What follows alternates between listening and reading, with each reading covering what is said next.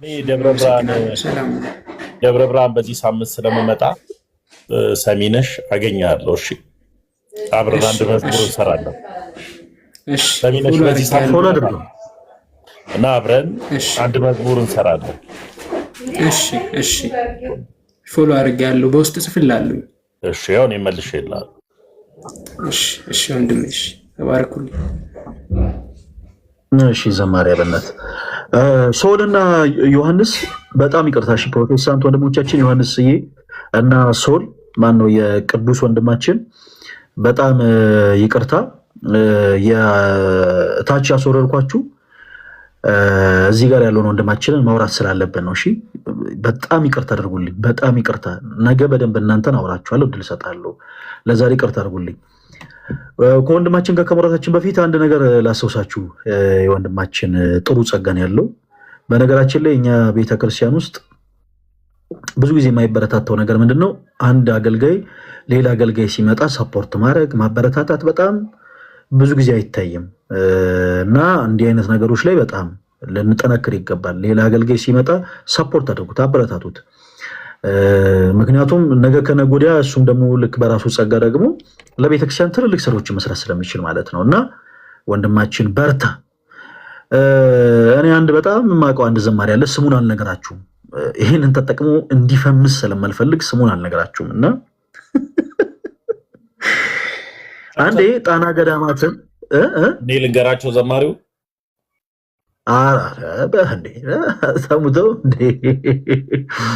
ጣና ገዳማትን እየተሳለምን በትልቅ ጀልባ ላይ ሆነን ነው ይህን ገጠመኝን ያረሰው። አሁን እሱን ፈተና ሞገድ ምናምን ሲኖር ጠንከር በል ምናምን ስለው ይሄ ሞገድ ምናምን የሚለው ነገር ትዝ ብሎኝ ነው እና በጣም ጥሩ ጸጋ ያለው ዘማሪ ነው። በጣም ጎበዝ ዘማሪ ነው። በዛው ልክ ተጫዋች ነው እና ጣና ገዳማትን በትልቅ ጀልባ ሄድን እየተሳለምን ነበር። 2 ቀን ሙሉ ጣና ገዳማት ላይ ነበረን የሆነ ሰዓት ባህር ዳር ላይ እና ጀልባው ላይ ሆነን ይወላችሁ በዛች ጀልባ ላይ መምህር ተጋብዞ እያስተማረን ነበረ። ትምህርት ተማረን። ከዛ ፕሮግራሙን ሲመራ የነበረው ሰው አሁን ደግሞ እጅግ በጣም ከምንወደው ወንድማችን ዘማሪ ጋር እንዘምራለን አለ። ተነሳና እሱ ነይ ነይ እምዬ ማርያም ነይ ነይ ቤዛዊት ዓለም ሲል ሁሉ በቃ በጣም ፈልገን ነበር መዘመር እና ሰው እንዴት እንደዘመረ ልነግራችሁ አልችልም። ነይ ነይ እምዬ ማርያም እያለን ሁሉም እየዘመረ ድንገት ማዕበል መጣና ጀልባዋን ይወላችሁ በኃይል ነው የነቀነቃት። እግዚአብሔር በኃይል ማለት ነው እና እኛ እሱ እንግዲህ እያዘመረን ያለው መዝሙር ነይ ነይ እምዬ እያለን ነው። ማርያም ነይ ነይ ቤዛዊት ዓለም ስንል ጀልባዋን ንቅንቅ ትላለች። በአንድ ጊዜ መዝሙሩን ቀይሩት። ሞገድ ሲመታኝ ማዕበሉ ማን ያድነዋል ሁሉም እኔ እንዴት እንደዛ ማንም ሰው አልዘመረም። ከዛ በኋላ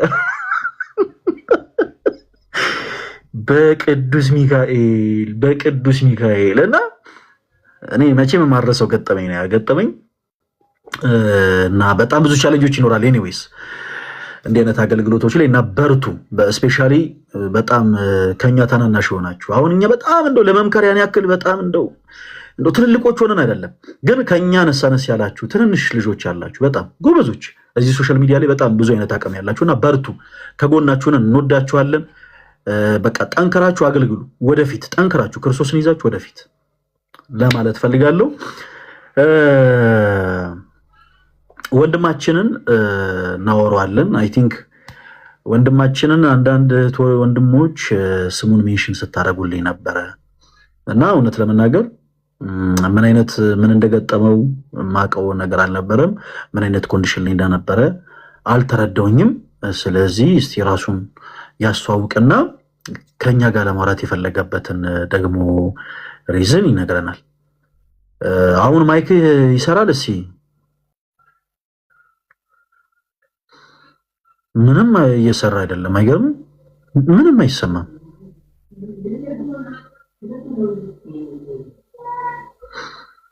ምንም ነገር አይሰማም። ዲያቆን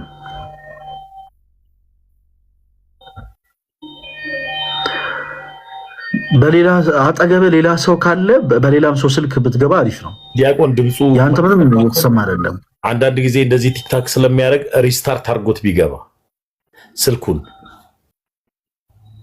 ወይ እንደዛ ስልክህን ወይ እንደዛ ብታረገው ወይ ካልሆነ አጠገብ ባለ ስልክ አይሻልም ዲያቆን? እሺ እንጠብቅሃለን።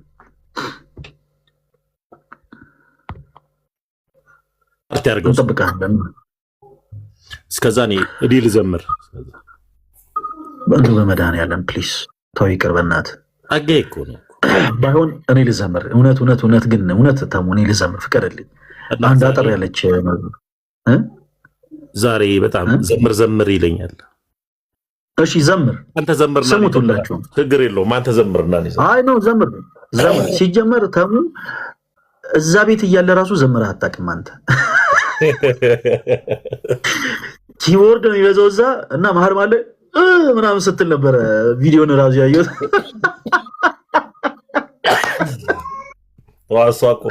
እሷ በየቦታው ማይክን ይዘህ ምናምን ድድድድ ይላል። እሷ ቪዲዮ አስበላችኝ እኮ አይገባም። በየቦታው ያደርጋል። ሚያው ሚያው ሚያው ሚያው የማውራት መብት የሌለን እስኪ ዘምር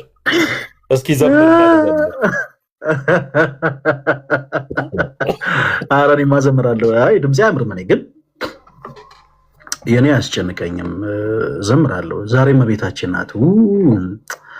እንዴት ሳልናገር ዛሬ እውነት በጣም ገረመኝ። ዛሬ እመቤታችን ናት እና ላይቭ ላይ የሆነ ነገር ስለ እመቤታችን የሆነ ነገር እንደው እላለሁ ብዬ እያሰብኩ ነበር የገባሁት። ግን አይገርምም? ምንም ሳናወራ እዚህ ደረስን። በጣም የምወደውን የቀሲስ አሸናፊ አንድ መዝሙር ልዘምርላችሁ። በዚህ አጋጣሚ ለእኔ ቀሲስ አሸናፊ በጣም ይኸውላችሁ፣ ፈለገ የሚወደው ዘማሪ ከተባላችሁ ብዙ አሉ፣ በጣም ብዙ። ሲጀመር የማይወደዱ ዘማሪያን የሉም በቤተክርስቲያናችን። ግን ቶፕ ላይ የሚቀመጡት ቀሲስ አሸናፊ ናቸው። እጅግ በጣም ነው የምወዳቸው እና ይሄኛው መዝሙር በጣም ነው የምወድላቸው። ድምፄ ባያምርም የኔ ተወዳጆች እንደው ለመብርሃን ካለኝ ፍቅር የተነሳ ስለሆነ ግድ የለም ዝም ብላ ሐሴት አድርጋችሁ አዳምጡኝ።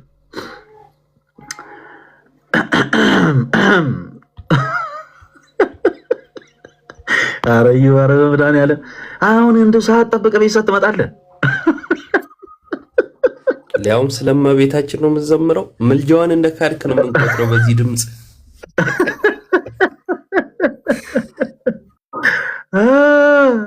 ዮባ እንዴት ናችሁ?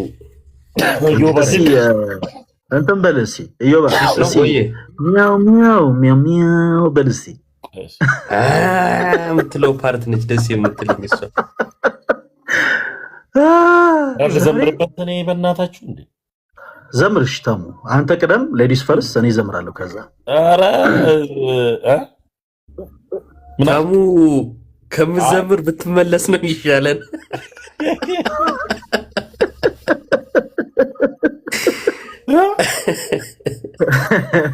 አክሎ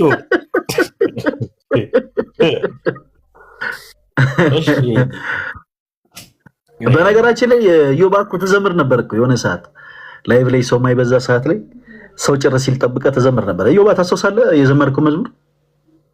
አዎ እግዚአብሔር ይመስገን። እንዴ ደስ የማይል ድምፅ አለኝ እኮ። እስኪ ዘምር። አይደለም ቆይ ምን የሚለውን ነበር የዘመርከው? እኔ እንጃ የሆነ ጊዜ ከልደት ጋር እየተወዳደርን በመዝሙር ዘምሬ ነበረ። እስኪ አንድ የእመቤታችን የምትወደውን እስኪ ዘምርልን እስኪ አንተ። ኧረ እናንተ እንደጀመራችሁ መጀመሪያ አብኩትና ላርማችሁ። ያ እንትን ነው ይከብዳል። ለዛ ይከብዳል። ያ ለዛ ነው እናውቃለን። ቀድሜ ከዘመርኩ ማለት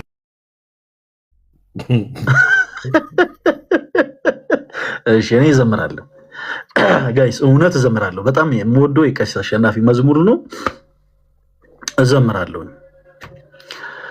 ከክፉ ቀን መውጫ ከሞት የሚያድነው አማላጅነትሽ ለሚተማመን ሰው አላፈርኩም እኔ ስምሽን ጠርቼ አዝኜ ብወጣ መጣው ተደስቼ ልቤ ሰማይ ይሁን ለልጅ ዙፋን አንቺን እንዲያከብር በቀሪው ዘመን ይሁንልሽ ቤቴ የልደቱ ስፍራ አንቺን እንዲያከብር ከወለድሽው ጋር ከክፉ ቀን መውጫ ከሞት የሚያድነው አማላጅነትሽን ለሚተማመን ሰው አላፈርኩም እኔ ስምሽን ጠርቼ አዝኜ ብወጣ መጣው ተደስቼ በይ ተመላለሺ ጓዳዬን ጎብኝልኝ እኔ ምን አውቃለሁ ምን እንደጎደለ የተወደደውን አምሃ ስጦታ ተቀበይ እናቴ የኔንም ሰላምታ። ከዚህ መዝሙር ከድምፅ እውነት ጥሩ ዘምረካል። ምኑን መሰል የወደድኩት ዲያቆንዬ ምትለዋል ካርቶ ልጃታለሁ። እስኪ ዘምሩ። እኔ ዛሬ ልቀጣ፣ እኔ ፈለጋችሁትን ልቀጣ። ዘምር በቃ ወንድማችን ተሙ በቃ ፕሊስ ዘምር። ካልሆነ ሁሉም ኮሜንት ላይ የአንተን ስሜሽን እያደረገ ሚያው ሚያው ሚያው እያለ ነው የሚጽፈው። እዮብም ዘምር፣ ዛሬ ዘምር። በጣም ነው ድምፄ የሚያምረው። አንተ ብዙ ሰው እኔ ሲጀምር ድምፄ እዮባ ዘምር፣ እዮብ ይዘምርና እዮባ ዘምር። ቆይ እዮባ ዘምራለሁ ስላለ እዮብ ይዘምራለን። ስሙት አሁን እዮባ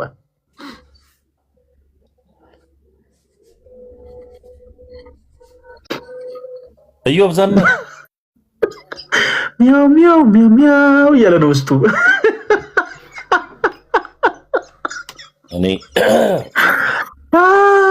ፕሊዝ ሁላችሁም ኮሜንት ላይ ሚያው ሚያው በሉለት ለእዮባ። ተሙ በውስጥ ይላኩልን ነው። እሺ አባ አረፍ። በነገራችን ላይ እግዚአብሔርን ሁለታችሁ ነው ከግስ ማስወርዳችሁ። እዮብ አይደለም በውስጥ ነው አቆ ያውደ አይ ስርዓትን ያዝ እዮብ ስርዓትን ያዝ። እዮብ ለምን አታሳየንም? በካሜራ አድርግ። አሁን ማዘዝ እችላለሁ እኮ ስርዓትን ያዝ። ሚውት አድርግ። እንዲያውም እዘምራለሁ እንዲያውም እዘምራለሁ እንዲያውም ዘምራለሁ። አንተ ስርዓትን ያዝ። ጌታ እችላለሁ። ምን ችግር አለው? ዘምር ተሙ፣ ምንም ችግር የለውም። ዘምር። በእውነት ይሄ እኮ ኢትዮጵያን አይደል አይደለም እኮ ይሄ እኮ ኢትዮጵያን አይደል አይደለም። ኧረ በጣም ያናድድ ነው የተጻፈ እስትንፋስ ያለው ሁሉ ይዘምር ነው የሚለው። ችግር አይ ሲጀምር ደግሞ እኔ ድምፄን ብዙ ሰው ነው የሚወደው። ሲጀመር የላክለት ፎቶ ማለት ነው አውቄዋለሁ። ኧረ ፎቶ አይደለም። ኧረ ማለት ፎቶ አይደለም ፎቶ ነው። ማርያምን አይደለም። ካሜራ ክፈትና አሳያቸው ለሁሉም። ግን ተው፣ አይ ይቅር፣ ፎቶ አይደለም ግን ጽሁፍ ነው። እሺ እዮብ ዘምር። ራሱን ነው የነቆርኩት። አይ ታሙ ይዘምርና እኔ ዘምራለሁ፣ ችግር የለውም። እንዳንተ ባያምርም ድምጼ ግን እናመሰግናለን፣ ደስ ይለኛል። ኧረ ምን ያምራል በእናቴ። እኔ ስለ ድምጼ የነበረኝን ገጠመኝ ነገር ያለው አይደል እዮብ፣ አንድ ጊዜ እዚህ ገርጂ ማርያም የማገለግልበት አንድ ካህን አሉ፣ ስማቸውን አልጠራም፣ እና አጠገቤ ተቀምጠው ዳዊት እያነበቡ አጠገባቸውኝ እኔ ምናምን እላለሁ። በቃ እያደረኩት ማለት ነው። በእኔ ቤት የሆነ ዜማ ማለት ነው። እና ለእኔ የሚሰማኝ በቃ የነ ስኖ ዋይት የነ ሲንደሬላ ድምፅ ነው ለእኔ የሚሰማኝ። እኔ በቃ ምናምን እና እሳቸው ታገሱ በጣም ታውቃለህ። የኔ ድምፅ ከማስጠላት አልፎ በጣም የሚያበሳጭ ነበር። ረዥም ሰዓት ሰሙት፣ በጣም ታገሱና ናስቲ ያሉ እንዲህ ተበሳጭቶ ማለት ነው። ናስቲ ያሉ እዛ እኔ ደግሞ በቃ እንደው ልበረታታ ነው ብዬ አቤት አባታችን ምናምን ስላቸው እኔ የምልህ ቤት እንደዚህ ስጮ እናት ዝም ትላለች አሉኝ። አማራሃቸው ነው። እንዴት ተስፋ እንደቆረጥኩ ብራዘር፣ እንዴት ልበል? ከዛ በኋላ እሳቸው ፊት እንኳን ልል ማለት ነው። የሚገርም ገጠመኝ ለምን አልነግርህም? ድሮ ጩጬ እያለን ሰንበት ትምህርት ቤት ማለት ነው እና ገጠር ምናምን ንግስ ዋዜማ እንሄዳለን። ከዛን ያው ታውቃለህ ራት ሲዘጋጅ ሰንበት ትምህርት ቤት ለብቻ ያዘጋጃል ለሰንበት ተማሪና እዛ ላሉት ምናምን እና ካህናት ጋር ደግሞ ይዘጋጃል እና ውስጣችን ያለው ካህናቱ ጋር መብላት ነው እኛ ራት እና እንደዛ ለመግባት ያው የሚሰጥ ነገር አለ አይደል? በእንትን አገልግሎት ላይ ያሉ ያው ለመለየት ከዛን አንድ ጀለስ እንደ ካህን በቃ ራሱን የሆነ ዲያቆን ለማስመሰል ገባና መሀል ቆመ ማለት ነው። ከዛ ልደት መሆን አለበት። ከዛ ምን ቢሆን ጥሩ ነው ምናምን ይላል አብሮ ማለት ነው። ምንም የሚያውቀው ነገር የለም። ድንገት ማይኩም ህዝቡም ጸጥ ሲል አላለም።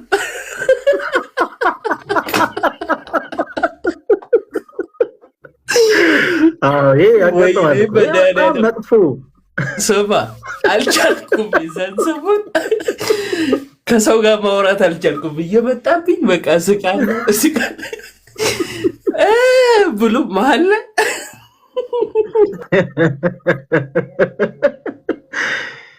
እንደዚህ ያጋጥማል። እንዲህ አይነት እንደዚህ ከባድ ነው። እኔ ራሴ ገጥሞኛል። ገርጂ ማርያም በጣም ቆይቷል። መምህር ምህረተአብ የማንቂያ ደውል የሚለውን ጉባኤ እዛ አዘጋጅቶ ሁሉም ሰው መጥቶ እኛ ቆመን እየተዘመረ ነው ላይ ሲዘመር የነበረው ምን አይነት መዝሙር እንደነበረ ረሳሁት። አይ ቲንክ የሆነ መዝሙር ነው ግን እና የእመቤታችን ነው ምናምን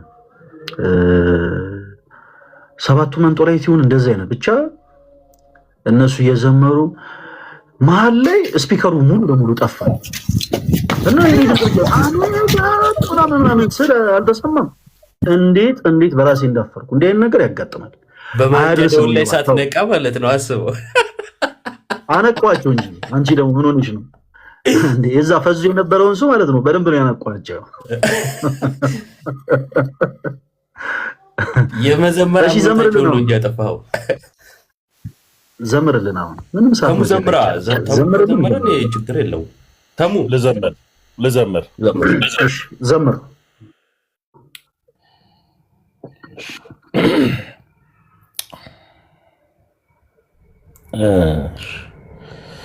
እቲ ሙሽራይ ሰለሞን ያለሽ ማርያም አበባይ ሰለሞን ያለሽ እኔም ልበልሽ እናቴ ድንግሎይ ግቢ ከቤቴ እኔም ልበልሽ እናቴ ማርያም ግቢ ከቤቴ። አመሰግናለሁ። ይህን ራሱን የስሎንኩ አስጨነቃችሁ።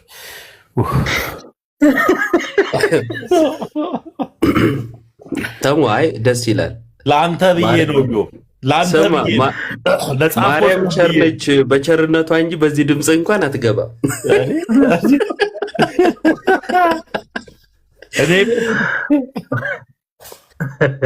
አይ ጸዴ ነው። ቀጥሎ ልዘምር ስለሆነ ብዙም አልሄድብሽም።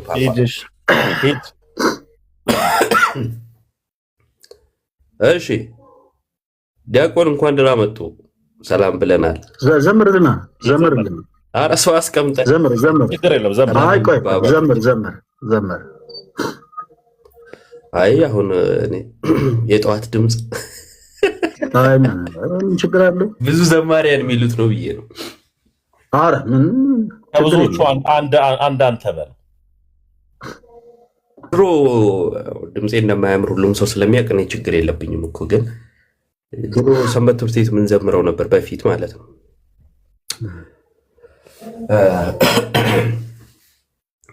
ማመስገኔ ዝማሬ ለበጎ ሆነል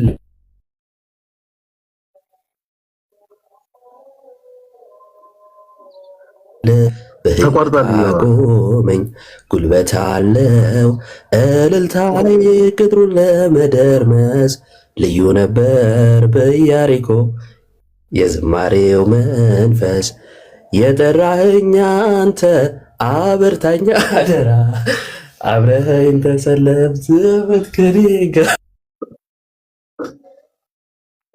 ፈለገቷ ዘምር ካሜራው ዶ ያጥፋው ምንድነው እሱ?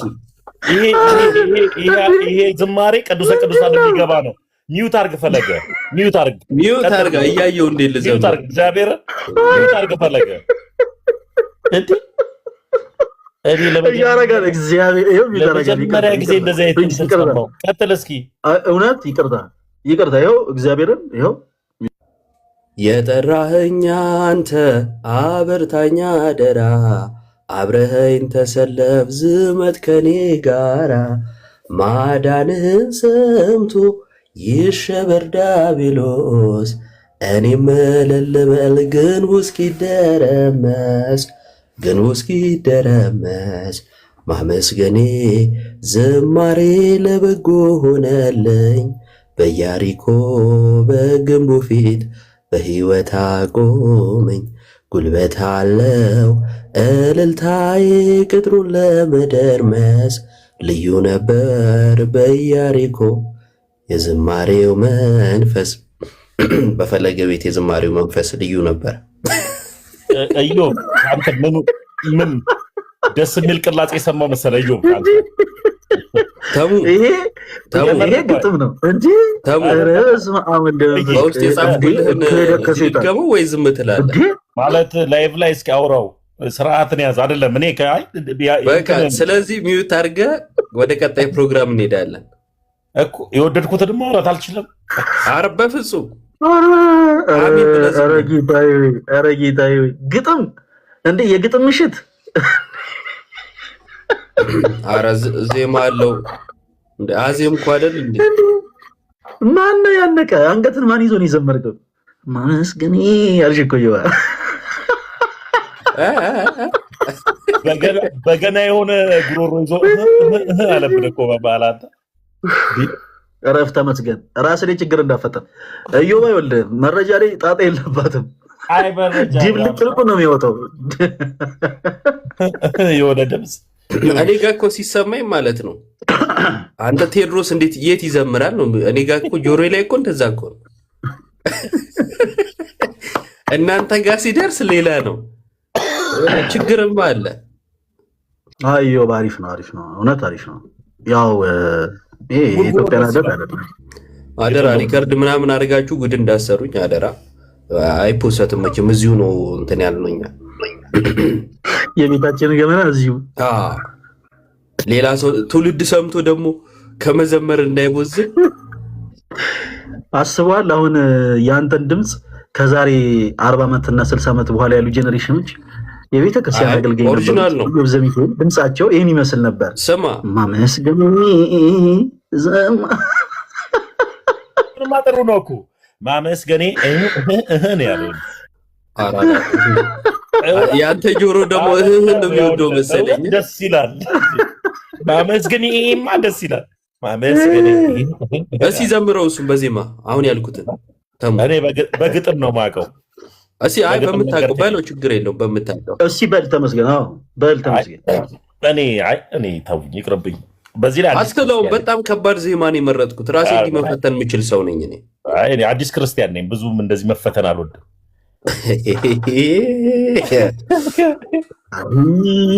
ሌላ ነገሮች ሊከተል ነው እዮባ ብንተወስ ስርዓት።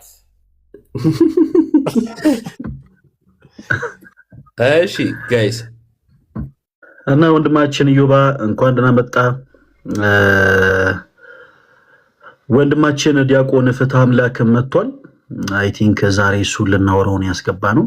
አይ ቲንክ እዮባ የሚመች ከሆነ አንዳንድ ሀሳቦች ላይ ምክሮችን ይፈልጋል ይመስለኛል ወንድማችን። እና ያው ሼር ማድረግ የምንችለውን ነገር ሼር እናደርግለታለን። ወንድማችን ዲያቆን ፍትሐ አምላክ እንዴት ነህ? አሁን እስቲ ድምፅን እስቲ ያሰማን። ጌታዬ ሆይ አሁንም አይሰማም። ቆይ እስቲ ማይክን ክፈተው።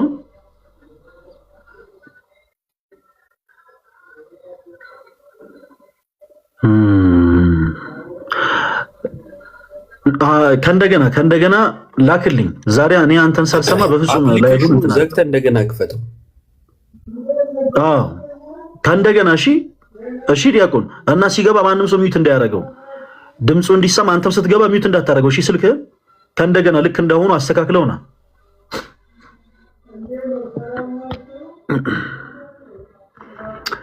እሺ እሱ እስኪመጣ ድረስ ሲያንዳንድ ነገር እናንሳ። ዛሬ እንግዲህ እናታችን ናት። ስለ ድንግል ማርያም አንዳንድ ነገሮችን እናንሳ። እስከዛ ዮባ እስኪ የሆነ ነገር በለን። ያው አንድ እንትን ምንድነው የሰማሁትም አንድ ቪዲዮ ነበርና እንደ አጋጣሚ ባለፈው የተወሰነ ነገር ብይበት ነበር። በዚሁ አጋጣሚ ላንሳውና በዚህ በሉቃስ ወንጌል ላይ ስለ ድንግል ማርያም ሲናገር መልአኩ ከሴቶች መካከል አንቺ የተባረክሽ ነሽ ይላታል። እና በብሉይ ኪዳን ጸጋ የተሞላ የተባለ አልነበረም። እንዲህ ያለ የምስጋና እጅ መንሻም የቀረበለት አልነበረም።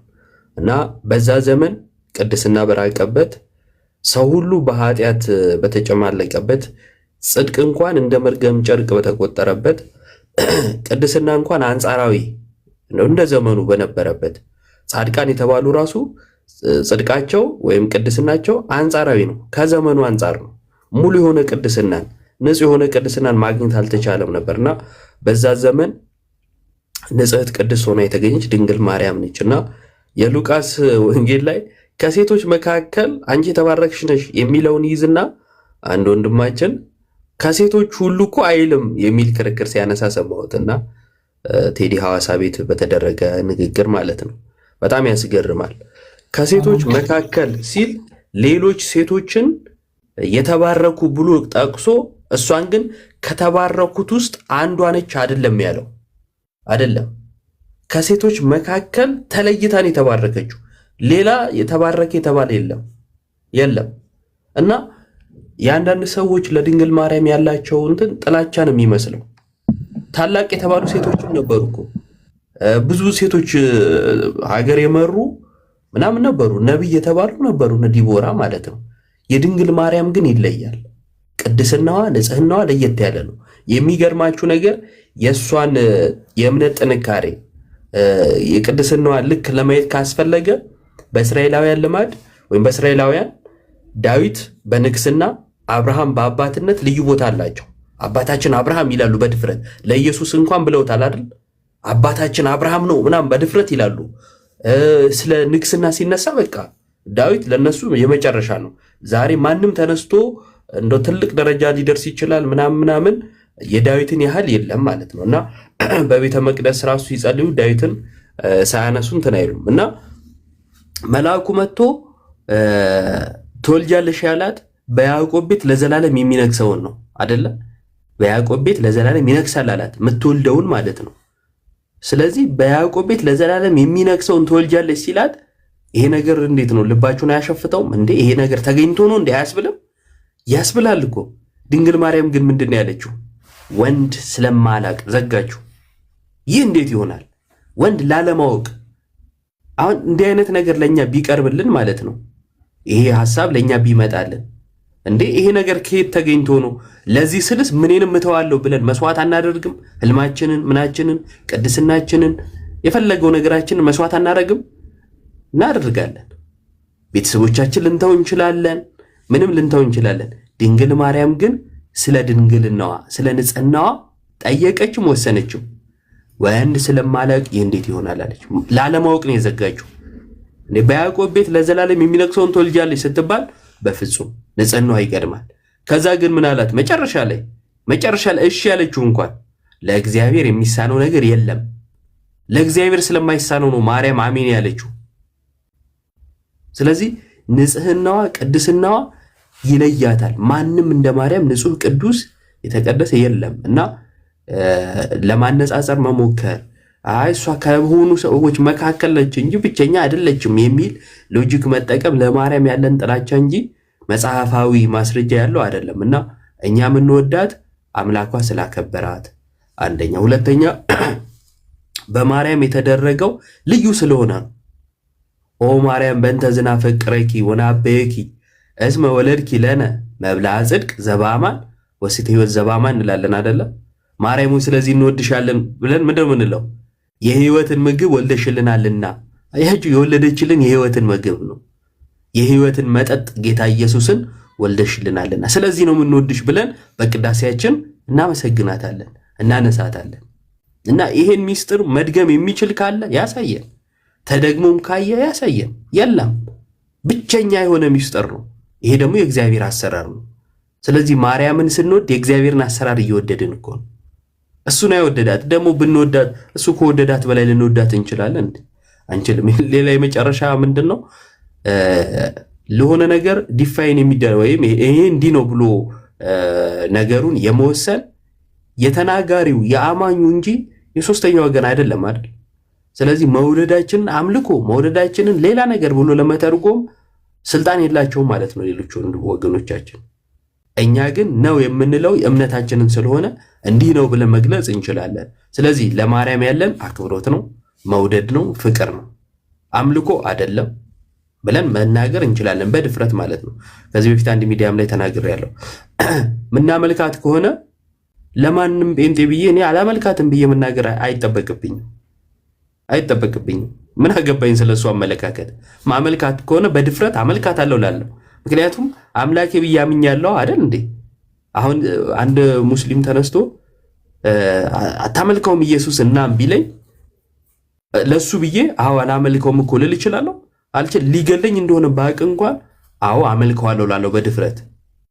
ልክ እንዲሁ ለማርያምም እናመልካት ከሆነ የማለት ድፍረቱን አተን አይደለም፣ እምነቱ ስለሌለን የአምልኮ እምነት ለማርያም ስለሌለን ነው።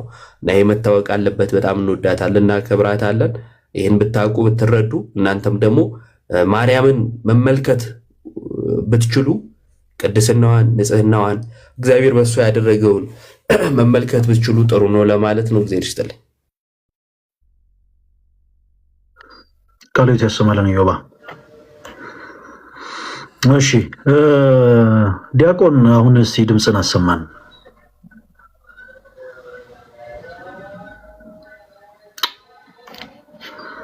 ይኸውልህ አሁኑኑ ምን ታደርጋለህ መሰለህ ዲያቆን ፍትሐ አምላክ፣ አሁን ስትገባ ምን ብዬ ነበረ? ስትገባ ማይክህን ሚዩት አታደርገው። አሁን ቅድም እያወራን ቢሆን ስትገባ ማይክን ሚዩት አታደርገው ብዬ ነበር። አንተ እንደገባ ማይክን ሚዩት አደረገው። ስለዚህ ስትገባ ማይክን ሚዩት ሳታደርገው ከእንደገና ገባ። እሺ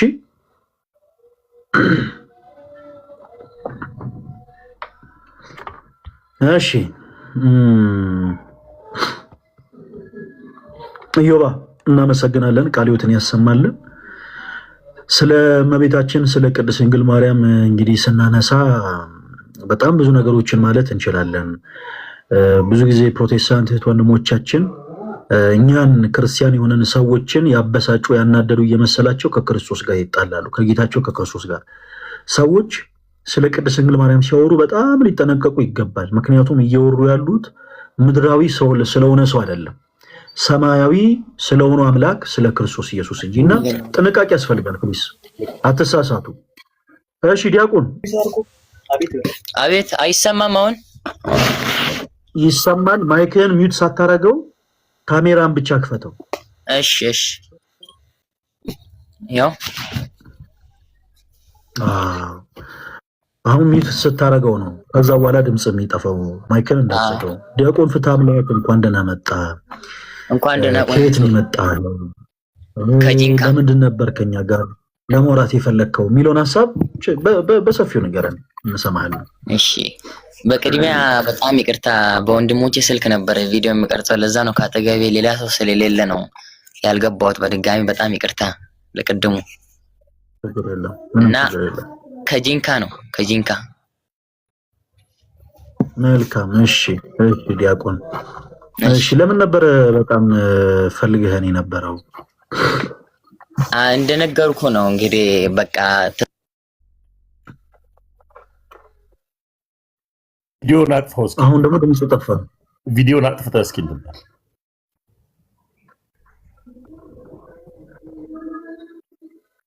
ይሰማል አሁን ወንድማችን?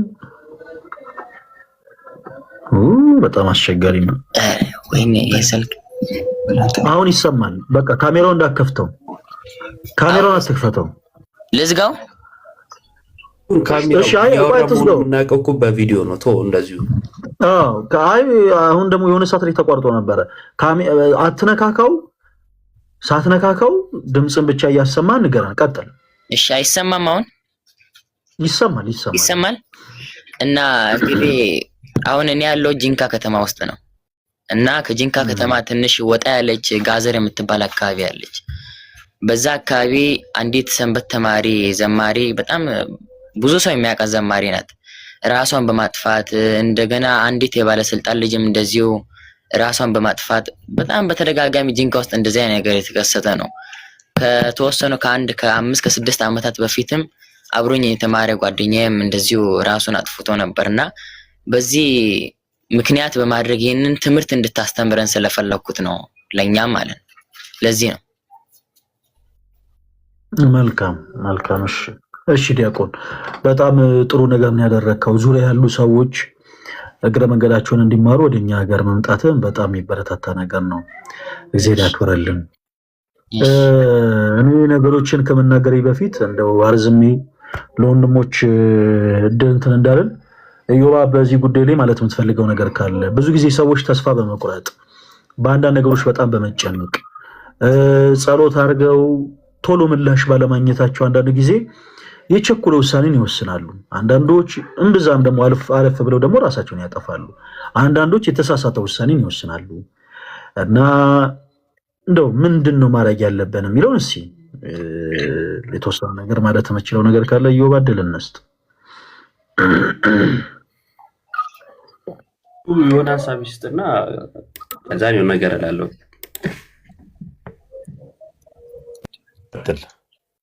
አንተ ስጥና በኋላ ላይ እንትላለሁ። እሺ፣ ያው ትንሽ ነገር ብቻ ለማለት ያው ከእንትን ካልኩ አይቀር ብዬ ነው እንጂ ፈለገ በሰፊ ትሄድበታለህ። ተስፋ የመቁረጥ የመሳሰሉት ነገሮች ብዙ ቦታዎች ላይ የሚያጋጥሙ ብዙ ሰዎችን የጎዱ ነገሮች ናቸው። እንደሚታወቀው በተለይ በምዕራቡ ዓለም ራሱ ብዙዎች ተስፋ በመቁረጥ ራሳቸውን ሲያጠፉ ምናምን እንመለከታለን። እና አንዳንድ ጊዜ ተስፋ መቁረጥ፣ እንደዚህ አይነት ራስን ማጥፋት ምናምን ነገር ከብዙ ነገር ጋር የተያዙ እንጂ አንድ ነገር ጋር ብቻ የተያዙ ነገሮች አይደሉም። ገንዘብ ከማጣት ብቻ አይደለም፣ የሆነ ነገር ከማጣት ብቻ አይደለም። ብዙ እንትኖች አሏቸው፣ ብዙ ዘርፎች አሏቸው። እና መጀመሪያ ተስፋ ምንድን ነው የሚለውን ሰው ማወቅ አለበት። ተስፋ ማለት ዛሬ የምናየው ነገር አይደለም። ተስፋ ማለት ነገ የሚመጣ ማለት ነው፣ ነገ የምናገኘው ማለት ነው። እና ዛሬ ባለው እርምጃችን ነገ የምናገኘውን ነገር ስላላየነው ብቻ አይመጣም በሚል ድምዳሜ የምንወስደው እርምጃ ራስን ማጥፋት የመሳሰሉትም ሊሆን ይችላል። ጎጂ ነው እና ሰው ምንጊዜም ተስፋ ማድረግ ያለበት እግዚአብሔር ነው። ሰው ምንጊዜም ተስፋ ማድረግ ያለበት ማንን ነው? እግዚአብሔር ነው። በእግዚአብሔር መታመን፣ በእግዚአብሔር ተስፋ ማድረግ አስፈላጊ ነገር ነው። በሰው ተስፋ ብታደርግ ሰው ሊክድ ይችላል፣ ሰው ሊረግ ይችላል፣ የመሳሰሉት ነገሮች ማለት ነው። በእግዚአብሔር ተስፋ ካደረግክ ግን መቼም አይክድህም፣ መቼም አይረግህም። እና አባት እንደሌላቸው ልጆች አልተዋችሁም ያለን ጌታ አይደለ የኛ ጌታ። ስለዚህ ተስፋችን ምን ጊዜ መሆን ያለበት በምንድን ነው ከተባለ በእግዚአብሔር ነው ማለት ነው። በእግዚአብሔር ነው። ምሳሌ አንድ ሰው በሌሊት በጨለማ ሲሄድ ብርሃን ካየ ምን ይጠፋል? ፍርሃቱ ይጠፋል ወይም ፍርሃቱ ይቀንሳል አይደል? በጨለማ ሲሄድ ጨለማ ውስጥ ሆኖ እንኳን ፊት ለፊት ላይ ብርሃን ካለ እሱ ጨለማ ውስጥ ሆኖ በፊት ለፊት ባየው ብርሃን የተነሳ የጨለማው ላይ ያለው ፍርሃት ይቀንሳል ማለት ነው። ለምን? እዛች ብርሃን ጋር እንደሚደርስ ስላመነ አይደል? ተስፋ ማለት እንደዚህ ነው። በመከራ ውስጥ ሆነ፣ በጨለማ ውስጥ ሆነ፣ በማጣት ውስጥ ሆነ፣ በብዙ ነገር ውስጥ ሆነ ነገ ማግኘትን፣ ነገ የተሻለ ነገርን ባሰብክ ቁጥር ይሄ ጨለማ፣ ይሄ ከበበ ነገር ሁሉ ቀላል መሆኑን ትረዳለህ ማለት ነው። ተስፋ የሚባለው ያ ነገ የሚመጣ ማለት ነው። ነገ የሚመጣ ያ ምን ይባላል? ተስፋ ተብሎ ይጠራል። ተስፋ ለሰው ሁሉ እጅግ በጣም አስፈላጊ ነው። ለክርስቲያን ደግሞ መሰረታዊ ጉዳይ ነው። መሰረታዊ ጉዳይ ነው። ተስፋችን እንዴት እንጠብቀው ከተባለ በተለያየ መንገድ እንጠብቀዋለን። በጸሎት፣ መጽሐፍ ቅዱስን በማንበብ፣ በቤተ ክርስቲያን በመጽናናት፣ ለነገ ህይወታችን ደግሞ ራሳችንን በማዘጋጀት በእነዚህ ነገሮች ተስፋችንን ልንጠብቀው እንችላለን ማለት ነው። አንድ ምሳሌ ልንገርህና ከዛን እጨርሳለሁ። አንድ ሰው በሌሊት በጨለማ መንገድ ላይ ሲጓዝ መጨረሻውን አያየውም አይደለ? ማለት ጨለማ ውስጥ ከሆነ መጨረሻውን አያየውም። ነገር ግን በእጁ የያዛት ባትሪ አንድ እርምጃ ታሳየዋለች። ማለት የሚራመዳትን ብቻ ነው ሊያበራ የሚችለው በባትሪው እንጂ ሙሉ ከተማውን ብርሃን አድርጎ ሊራመድ አይችልም፣ በጨለማ ውስጥ ሲሄድ ማለት ነው። ያቺ አንድ እርምጃ ብቻዋን ያቺ መብራት አንድ እርምጃ ብቻ ታሳየዋለች። የአንድ እርምጃ ቢቀጥል መድረሻ አለው አይደለ? ለእግሩ እርምጃ እያበራ ሲራመድ መድረሻው ላይ ይደርሳል። ያ ነው ተስፋ። ያ ተስፋ ነው። ስለዚህ ተስፋ መቁረጥ የሚባል ነገር ለክርስቲያን ፈጽሞ አይታሰብም። በአንተም ዙሪያ ያሉ ሰዎች እዚህም ያለን ምን ሰማ ሁሉ ልናውቀው የሚገባ ነገር ነገ የተሻለ ቀን አለ። መታመም አለ፣ መፈወስ አለ፣ ማጣት አለ፣ ማግኘት አለ፣ መራብ አለ፣ መጥገብ አለ። ሁሌ ሰው ተርቦ ሊቀር አይችልም። አቶ ሊቀር አይችልም። ታሞ ሊቀር አይችልም። የተሻሉ ቀናቶች አሉ፣ የተሻሉ ጊዜያቶች አሉ። ስለዚህ ሁል ጊዜ ማሰብ ያለብን ዛሬ ያለው መከራ የነገን ህይወት የተሻለ ሊያደርግልን እያዘጋጀን ነው የሚል ሐሳብ ለራሳችን ልንነግረው ይገባል። ለምሳሌ በሊስትሮ ምናምን ማለት ዝቅተኛ ተብሎ የሚታሰቡ ስራዎች አሉ አይደለ? በዛ ስራዎች ውስጥ ያለፉ ከዛ ወደ ሀብት የተሻገሩ ሰዎች ማለት ነው። በምንም ልታሸማቀቃቸው፣ በምንም ልታስደነግጣቸው አትችልም። ቢያጡ አይደነግጡም፣ አይደነቁም። ቢያገኙም እንደዛው። ለምን ከተባለ ማጣትን እስከ ጫፍ ድረስ አይተውት የሰው ጫማ ጠርገዋል። ያ ቻሌንጅ አስተምሯቸዋል ማለት ነው። ከዛን ወደ ላይ ሄደው ሀብት አግኝተው ምናምን አንተ እንደዚህ ምናምን ብለህ ብትሰድበው ራሱ አይደነግጥም። ለምን? ትላንት ያሳለፈው ነገር አስተምሮታል ማለት ነው። ስለዚህ ዛሬ ያለው የተለያዩ ነገሮች አስተማሪዎቻችን ናቸው። ለነገ የተሻለ እንድንሆን እያዘጋጁን ነው ማለት ነው። ስለዚህ ማሰብ ያለብን ነገር ይሄ ነው። ተስፋ ልንቆርጥ አይገባም። ተስፋችን እግዚአብሔር ነው፣ ጌታ ኢየሱስ ነው። ጌታ ኢየሱስ ክርስቶስ የመዘጋጃን እድሜ ነው በምድር የሰጠን ወደ ራሱ ሊወስደን ማለት ነው።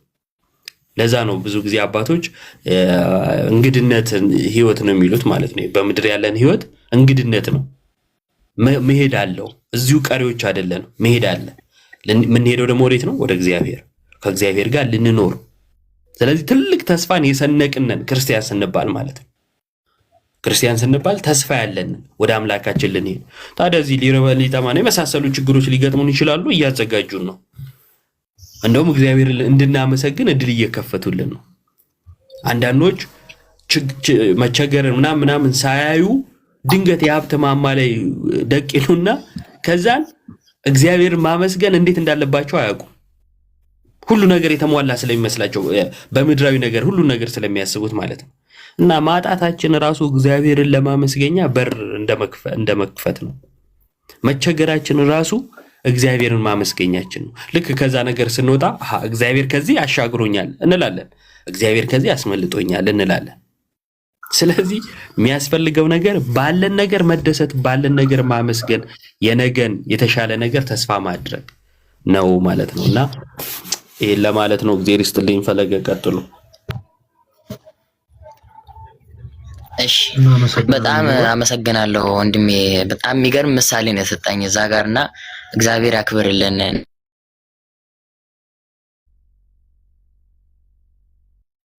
ኔትወርክ የተቆረጠ መሰለኝ።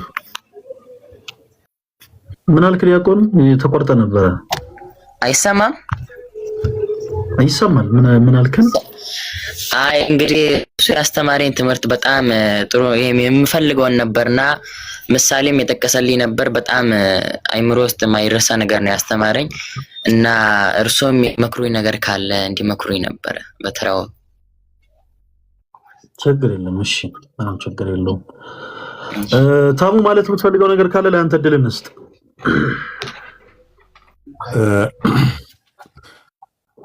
ነገሮችን ማብዛት እንትን መስሎ ስላልታየኝ እዮባ ቃለ ሕይወት ያሰማል። ዲያቆን እርሶ ቀጥሉ። እሺ መልካም። ምን አለ መሰላችሁ አንድ እንዲህ አይነት ነገሮችን ክርስቲያኖች ወንድሞች በጣም ሁላችንም የሚመለከት ነገር ስለሆነ በደንብ ብትሰሙ ጥሩ ነው። በመጀመሪያ ክርስትና ህይወት ውስጥ ሰዎች ዕለት ዕለት በሚያጋጥማቸው ፈተና በአንዳንድ ነገሮች ሲጨነቁ፣ ተስፋ ስትቆርጡ፣ በአንዳንድ ነገሮች ስታዝኑ የምትወስዱት አክሽን ይወስነዋል ቀጣዩን ህይወታችሁን ጤናማና ስኬታማ ለማድረግ በዛን ታይም ላይ በዛች ወሳኝ ጊዜ ላይ የምትወስኗት አክሽን ወሳኝነት አላት። አንድ በክርስቶስ የሚያምን ክርስቲያን የሆነ ሰው ፈተናዎች ሲገጥመው ተስፋ መቁረጥ ሲያጋጥመው ተስፋ የሆነው አምላኩ ክርስቶስ መሆኑን መዘንጋት የለበትም። አንዳንድ ጊዜ ከንቱ የሆኑ ጸሎቶችን እንጸልይና ጸሎቱ ምላሽ ሲያጣ እግዚአብሔር ዝምታን ሲያበዛ እኛ እየተበደለን ያለን የሚመስለን በጣም ብዙ ሰዎች አለን። ክርስቲያኖች ወንድሞች በደንብ ሁላችሁ አድምጡ። ይኸውላችሁ አንዳንድ ጊዜ ብዙ ነገሮችን እግዚአብሔርን እንጠይቋለን። አምላካችን ፈጣሪያችን መድኃኒታችን ኢየሱስ ክርስቶስን እንጠይቋለን።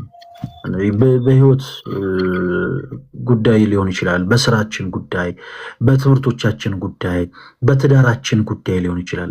ብዙ ነገርን እግዚአብሔርን ትለምኑታላችሁ፣ ትጠይቁታላችሁ እና እግዚአብሔር ዝም ያለ ሰዓት በቃ እግዚአብሔር እኔን ረስቶኛል ማለት ነው። በቃ ለሌላው ለሁሉም እየተደረገለት ለእናንተ ግን ልክ እንደቀረባችሁ አድርጋችሁ የምታስቡ ሰዎች በፍጹም እንዲህ አይነት የተሳሳተ ውሳኔን መወሰን የለባችሁም። ሰው ራሱን በራሱ ነው እንጂ እየጎዳ ያለው አምላክ እግዚአብሔር እንኳን እኛ ምናምነውን ይቅርና ያላመኑበትንም እንኳን እየበደለ አይደለም።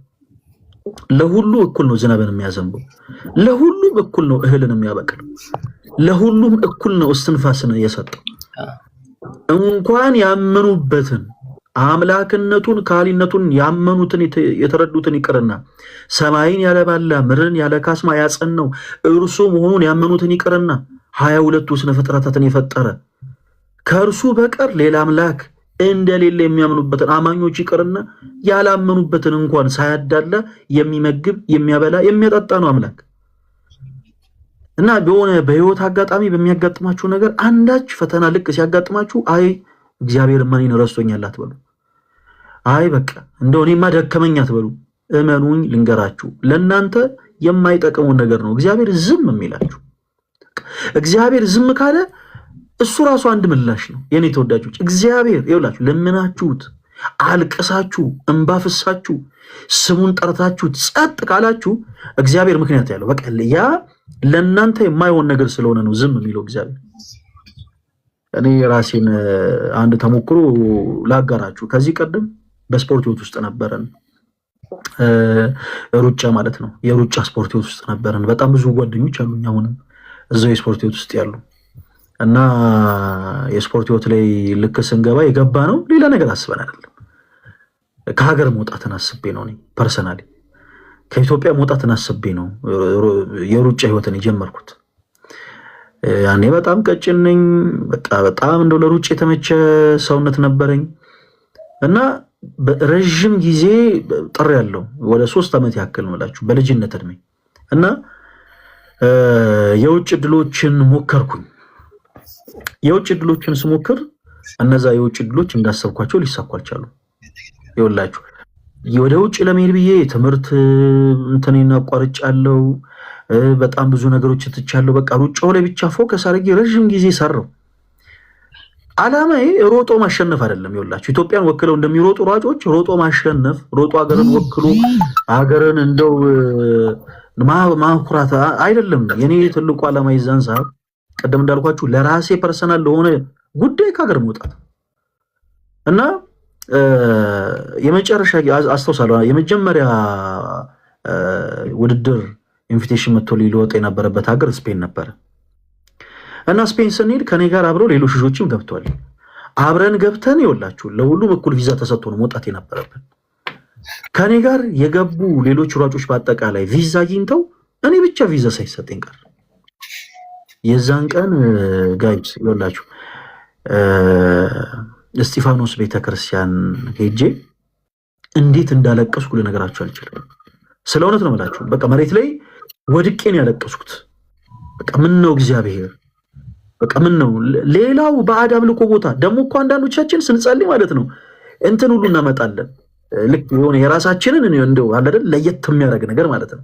እና ልክ እኔ ምን ብያችሁ ስጸልይ ሌላው ሰው ባዕድ አምልኮ ቦታ እየሄደ ጠንቋይ ቤት እየሄደ ካንተ ርቆ አንተን ክዶ እንደ ገንዘብ እያገኘ እየተሳካለት አምላኬ እንዴት እኔ አንተን ይዤ እንዴት ያቀተኛል ብያለቅስ ነበረ። ግን እግዚአብሔር ዝም ነው ያለው። ያ ሁሉ እንባ ሲፈስ መሬት ላይ ስንከባለን መሬት ላይ ስወርቅ እግዚአብሔር አይቶ ጨካኝ አባት ሆኖ አይደለም ጸጥ ያለው። ይልቁኑ ለእኔ የሚበጀውን ነገር እሱ ስለሚያውቅ አንዳንድ ጊዜ ግድ የላችሁም ታገሱት። እግዚአብሔር ያኔ ስለዛሬው ስለማላቅ ስለዛሬው የሚያውቅ አምላክ በቃ ለበጎ ስለሆነ ነገሮችን ጸጥ ብሎ አለፈ። የዛን ጊዜ ቤተክርስቲያን ትምህርት አልተማርኩም፣ ቤተክርስቲያንን አላቃትም። አወዳደቂ መጥፎ ይሆን ነበር። ሰው ቤተክርስቲያንን ሳያውቅ ከሀገሩ መውጣት የለበትም እና ቤተክርስቲያንን ሳላቅ የዛን ሰዓት ከሀገር በወጣ ኖሮ ዛሬ ላይ እኔ እንጃ መሆንበትን ሁኔታ ልወርቅ የሚችልበትን አወዳደቅ ስለ እውነት አላቅም። ግን እግዚአብሔር አዋቂ ስለሆነ ከኛ በላይ ይወላችሁ ለራሳችን ከእናንተ የበለጠ የሚያስብ የለም ብላችሁ ማለት ነው። ከኛ በላይ የሚያስብ አባት ነው ክርስቶስ። ለኛ ከኛ በላይ የሚያስብ የአንዲት እህትን ታሪክ ደግሜ ልንገራችሁ። ዛሬ እዚህ ቀጨኔ መድኃኔዓለም አካባቢ ትኖር የነበረች አንዲት እህት በማስሬት ማድረግ የተመረቀች ነች እና እግዚአብሔር አምላክ ስራ እንዲሰጣት ረዥም ጊዜ ተማጽነዋለች እና አንድ ቀን ስራ ፍለጋ ትወጣለች ከቤቷ። ያው እንደምታውቁት የሚደበቅ ነገር አይደለም። ተምራችሁ ጨርሳችሁ ምን ብላችሁ ቤታችሁ ስትቀመጡ ከቤተሰብ ጋር መሰላቸት ይመጣል። በጣም ብዙ እህት ወንድሞች በእርግጠኝነት ከእናት ከአባቶቻችሁ ጋር አይን ላይን ራሱ መተያየት እስኪከብዳችሁ ድረስ ቤታችሁ ረዥም ጊዜ ተቀምጣችኋል። ይሄ የሚረሳ ነገር አይደለም። ይሄ የሚዋሽ ነገር አይደለም። እና ያቺ እህት የምትኖርበት ቤት ውስጥ መሳቀቅ የጀመረችው በአከራዮቹ አይደለም። እየተሳቀቀች ያለችው በእናት በአባቶቿ። ምክንያቱም አስተምረዋታል፣ ረዥም ጊዜ ገንዘብ ከፍለዋል። የምግቧን፣ የመጠጧን፣ የትራንስፖርቷን፣ የልብሷን፣ የብዙ ወጪዋን ችለው እዚህ ደረጃ ደርሷታል። አሁን ደግሞ እሷ ሰርታ ቤተሰቦቿን መጦር ያለባት ሰዓት ነው። ነገር ግን በቃ አልሆነም፣ አልተሳካም። ማሰሬት ደረጃ ድረስ ተምራል እና በጣም በቃ ተጨንቃ ከቤት ወጣችና ቀጨኔ መድኃኔዓለም ቤተክርስቲያን ቆማ መድኃኔዓለም አንተ ሁሉን አዋቂ ነህ፣ እባክህን እንጀራ ስጠኝ፣ ለእኔ እንጀራ መስጠት አያቅትም ብላ ጸሎት አድርጋ ከቤቷ ወጣች እና የስራ ማስታወቂያ ስትመለከት የ1500 ብር የስራ ማስታወቂያ ታገኛለች። ደሞዝ ማለት ነው 1500 ብር እና ሙሉ መረጃን ይዛ ሄደች። እነዛ ሰዎች ለሞራሏ ሳይጨነቁ ከዛ ቦታ አስወጧት፣ አባረሯት እና እያለቀሰች ወደ ቤተክርስቲያን ተመልሳ ምን ብትል ጥሩ ነው? አይ መድኃኔዓለም ታዘብኩ አለች። ይኸውላችሁ ብዙዎቻችን እንቸኩላለን። ልክ የሚመስለን ምንድነው መሰላችሁ? እግዚአብሔር ላይ በቃ እኛን ይረሳል። ለሌሎቹ እያዳላ እየደረገ እየሰጠ ያለም ይመስለን በጣም ብዙዎች አለን። ቀሷ ግን መድኃኔዓለም ቤተክርስቲያን ተመልሳ አይ መድኃኔዓለም ታዘብኩ፣ አሁን እቺን እንጀራ ለኔ መስጠት አቅቶ አለችው። ረዥም ጊዜያት ነጎዱ። አሁንም የ5000 ብር ደሞዝ ማስታወቂያ ትመለከትና ሮጣ መድኃኔዓለም ቤተክርስቲያን ሄዳ መድኃኔዓለም ላንተ ይሄ ከምንም አይቆጠርም፣ ላንተ ይሄ ምንት ነው፣ ይሄን ስራ ስጠኝ፣ ቤተሰቦቼ ልጡር፣ ወጥቼ እንኳን ልግባ፣ ገንዘቡ ይበቃ ባይሆንም ወጥቼ እንኳን ልግባ ብላ ፈጣሪዋን ተማጸነች። ሻማ በራች። ነጠላዋን እንደለበሰች የዛ ውድድሩ ቦታ ቀረበች። እዛ ከደረሰች በኋላ ፋይሏን ተመለከቱ። ምን አሉ? አሁንም ለሞራሏ ሳይጨነቁ አይ ለጊዜው አንፈልግም፣ እንደዚህ አይነት ሰው ለጊዜው አንፈልግም ብለው መለሷት እና አሁንም በጣም እያለቀሰች መድኃኔዓለም ቤተክርስቲያን ሄዳ ምን ብትል ጥሩ ነው? አይ መድኃኔዓለም ታዘብኩ አለችው። ታዘብኩ፣ ይሄ እንደው አንተ ለኔ ይሄን እንጀራ መስጠት አቅቶ አለች። በስተመጨረሻ ቤተክርስቲያን ሄዱንን ተወችው። ይኸውላችሁ ልክ እንዲህ ነው የሚጀምረው። በነገራችን ላይ ሰዎች በቃ በሆነ ነገር አዝነናል፣ ተከፍተናል፣ ተስፋ ቆርጠናል ሲሉ የተሳሳተ የሚስሩት አክሽን ይሄንን ነው። በቃ ቤተክርስቲያን መሄድቶች ቤተክርስቲያን መሳለሙን፣ ቤተክርስቲያን መገኘቱን፣ የሰርግ ጉባኤ መሳተፉን፣ ቅዳሴ ማስቀደሱን ሁሉንም ነገር ተወች። ቤቷ መቀመጥ ጀመረች። እና በጣም ብዙ ጊዜቶች ሄዱ። ከብዙ ጊዜ በኋላ ጓደኞቿ ደውለው በአንቺ በተማርሽበት የትምህርት ዘርፍ የተገኘ ጥሩ የሆነ የስራ ማስታወቂያ አለ እና ሄደሽ ግድ የለም ተወዳደር ያሏት።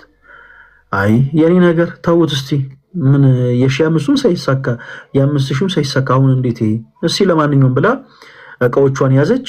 ከዚህ በፊት ስትሄድ መድኃኒዓለም ቤተክርስቲያን ገብታ ተሳልማ ጸሎት አድርጋ ነበር አይደል የምትሄደው። ቤተክርስቲያኑን ሳትሳለም ዞር ብላ እንኳን ሳታየው ቀጥ ብላ ሄደች። እዛ ቀረበች። መወዳደሪያ ቦታው ላይ ተገኘች። ፋይሎቿን አወጡ፣ ተመለከቱ። በጣም ኤክሳይትድ ሆነው በቃ ምን ፈልገው እንዳንቺ አይነት ሰው ነው፣ ስለዚህ አንቺ ዛሬውኑ ስራ መጀመር ትችያለሽ አሏት። በጣም በድንጋጤ በቃ ይኸውላችሁ እንባዋ ነው የቀደማት እና ደሞዙ ስንት እንደሆነ ጠየቀቻቸው። 30,000 ብር አሏት። ይኸውላችሁ የ5,000ን ጸሎት አድርጋ ለምናለች፣ የ5,000ን ብር ጸሎት አድርጋ ለምናለች። ሻማ ብረታ አሁን ጸሎት ሳታደርግ ነው ሄደችው። ደሞዙ 30,000 ብር ነው አሏት እና በጣም በቃ ደስ ብሏት እያለቀሰች በበነጋታው ስራ እንድጀምር ፍቀዱልኝ አለቻቸው። ምንም ችግር የለውም ነገ ዝግጁ ሆነሽ ነው ያሏት። እየሮጠች ሄደች ወደ ቤተክርስቲያን እና ከዚህ በፊት እየሮጠች ሄዳ ምንድን ነበር የምትለው? አይ መድኃኒዓለም ታዘብኩ ትለው ነበረ። አሁን ግን አንገቷን ደፍታ ቀና ብላ ሳታይ አይ መድኃኒዓለም ታዘብከኝ አይደል አለችው። ይኸውላችሁ አንቸኩል ክርስቲያኖች ወንድሞች፣ እግዚአብሔር ይታዘበናል። ለኛ ከኛ በላይ እርሱ ይጨነቃል። ለእናንተ የሚሆነውን ነገር ክርስቶስ አስቀድሞ ያውቃል። ለእናንተ የሚበጀውን ከእናንተ በላይ እግዚአብሔር ያውቃል። ስለዚህ ባካችሁን ጸሎት አድርጋችሁ ለምናችሁ አልቅሳችሁ አንብታችሁ ጮኻችሁ ዝም ስትባሉ እግዚአብሔር እናንተን እንደበደለ አድርጋችሁ ፊልም አድርገን አቁሙ። እግዚአብሔር አዋቂ ነው፣ ምክንያት አለው። ስለዚህ የተሻለን ነገር ሊያመጣ ስለሆነ እናንተም ጸጥ ብላችሁ ጠብቁት። እግዚአብሔር ለፍጥረቶቹ እጅግ በጣም የሚጨነቅ የሚራራ አምላክ ነው። እንኳን ለእናንተ ለምታምኑበት ይቅርና ያላምኑበትን እንኳን እኩል ካመኑበት እኩል ዝናብን የሚያዘንብ እህልን የሚያበቅል አምላክ ነው። እርሱ ለሁሉ እኩል ይጨነቃል። በነገሮች ተስፋ የምንቆርጠው ይወላችሁ ራሳችንን ከቤተ ክርስቲያን ልክ ስናርቅ ነው። ከእረኛው የራቀ በግ በተኩላ እንደሚበላ ሁሉ ከቤተ ክርስቲያን የራቀችም ነፍስ መጥፎ ለሆኑ ነገሮች ሁሉ ትጋለጣለች። ሰውነታችን ውስጥ ሁለት ነገሮች ይታገላሉ፣ ስጋችንና ነፍሳችን። ነፍስና ስጋ ሁለቱም ለየቅል የሆኑ ነገሮች ናቸው፣ ይታገላሉ። ስጋ ስታይል ስጋዊ የሆነ ነገርን ታሳስባለች፣ ዝሙትን፣ ፍትወትን፣ መስከረን፣ መዳራትን፣ እኒህን ሁሉ ነገሮች ታሳስባለች። ነፍስ ስታይል ደግሞ በተቃራኒው ጾምን፣ ጸሎትን፣ ንስሐን፣ ቅዱስ ቁርባንን፣ ለሰው መራራትን፣ ምጽዋዕትን ያንን ታሳስባለች። ውስጣችን ያለችው ያቺ ነፍስ መንፈስ። ሁለቱን ነገሮች ግን አንዱ በላዩ ላይ ሊያሸንፍ የሚችለው እኛ ስናግዘው። ለስጋችሁ ስታደሉ ስጋችሁ ያይላል። ስጋችሁ አየለ ማለት ስጋዊ የሆኑ ነገሮችን ብቻ ነው የምታስቡት። ለነፍሳችሁ ደግሞ ስታደሉ ነፍሳችሁ ታይላለች፣ ስጋን ትቆነጥጧለች፣ ስጋን ትጎስሟለች። ካልሆነ ግን አስቸጋሪ ነው የሚሆነው። በጣም ብዙ ጊዜ ሰዎች ከቤተክርስቲያን ርቀው እገሌ እኮ መናፍቅ ሆነ፣ እገሌ እኮ ፕሮቴስታንት ሆነ ሲባል ሰምታችሁ ታውቃላችሁ? ከቤተ ክርስቲያን መራቅ ውጤቱ ያ ነው። ዓለም ስራዋ መንጠቅ ብቻ ነው። ይኸውላችሁ የዓለም ስራ መንጠቅ ብቻ ነው። ዓለም ምንም ነገር ስታጠቅም፣ ለአንድም ፍጥረት ዓለም ምንም ነገር ስታጠቅም የዓለም ስራ መንጠቅ ነው። ክርስቶስ የሰጣችሁን ሰላም መንጠቅ፣ ክርስቶስ የሰጣችሁን ደስታ መንጠቅ፣ የምትወዷቸውን ሰዎች መንጠቅ፣ ቤተክርስቲያንን ያገለግሉ የነበሩ ሰዎችን መንጠቅ ነው ስራዋ። ዓለም የነጠቀቻችሁን ሰላም ዓለም መልስ አትሰጣችሁም። አላስፈላጊ ቦታዎች ላይ ራሳችሁን አታስገኙ። በቃ እኔ ተስፋ ቆርጫለሁ ብለህ ራስህ እስከሚዞ ድረስ መጠጥ መጠጣ ወንድሜ ምንም ውጤት አታገኝም። መጠጥ ባብስ ተጠጣ፣ ሰከርክ፣ ከዛ ሰዋት፣ ከዛ በስካር ደግሞ ከእንደገና ከማታውቃ ሴት ጋር ተኛ፣ በፍትወት በዝሙት ሌሊቱን አሳለፉ። ሰዋት በተጨነቅበት ጉዳይ ላይ አሁን ይሄ ምንድን ነው የሚቀንስልህ? እህቴ አንቺን በተጨነቅሽበት ጉዳይ አንድ በጣም የምትወጂው ሰው የምታከብሪው ሰው በህይወትሽ ላይ ተጫውቶ ለምሳሌ ህይወትሽን ፍቅርሽን ረግጦ ከሄደ በኋላ እኔ በረኪና ጠጣለሁ። ምንድን ነው? አንዳንድ ጊዜ አስተውሉ እንጂ ያ ሰው እኮ አንቺን ከገደልሽ ቆይቷል። አንቺ በረኪና ስለጠጣሽ እውነት ራርቶልሽ ተጨንቆ የሚመለስ ይመስልሻል?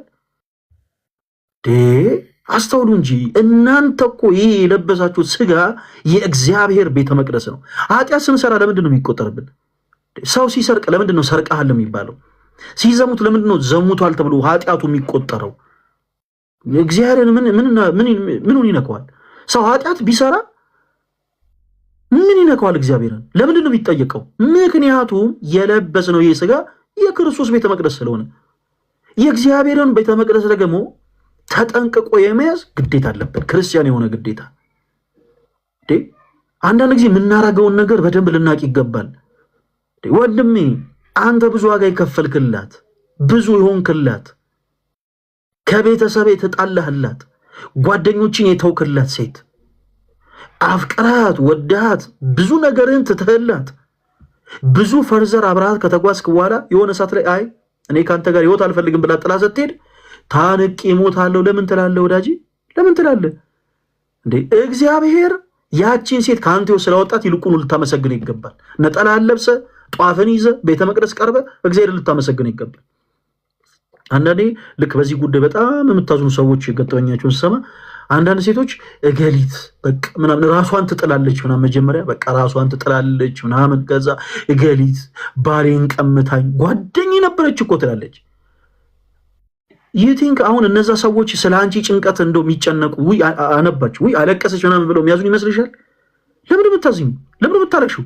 ለእግዚአብሔር ከሆነ ሶሻል ሚዲያ ላይ የሆኑ ቦታዎች ላይ አይደለም ማልቀስ ያለብሽ።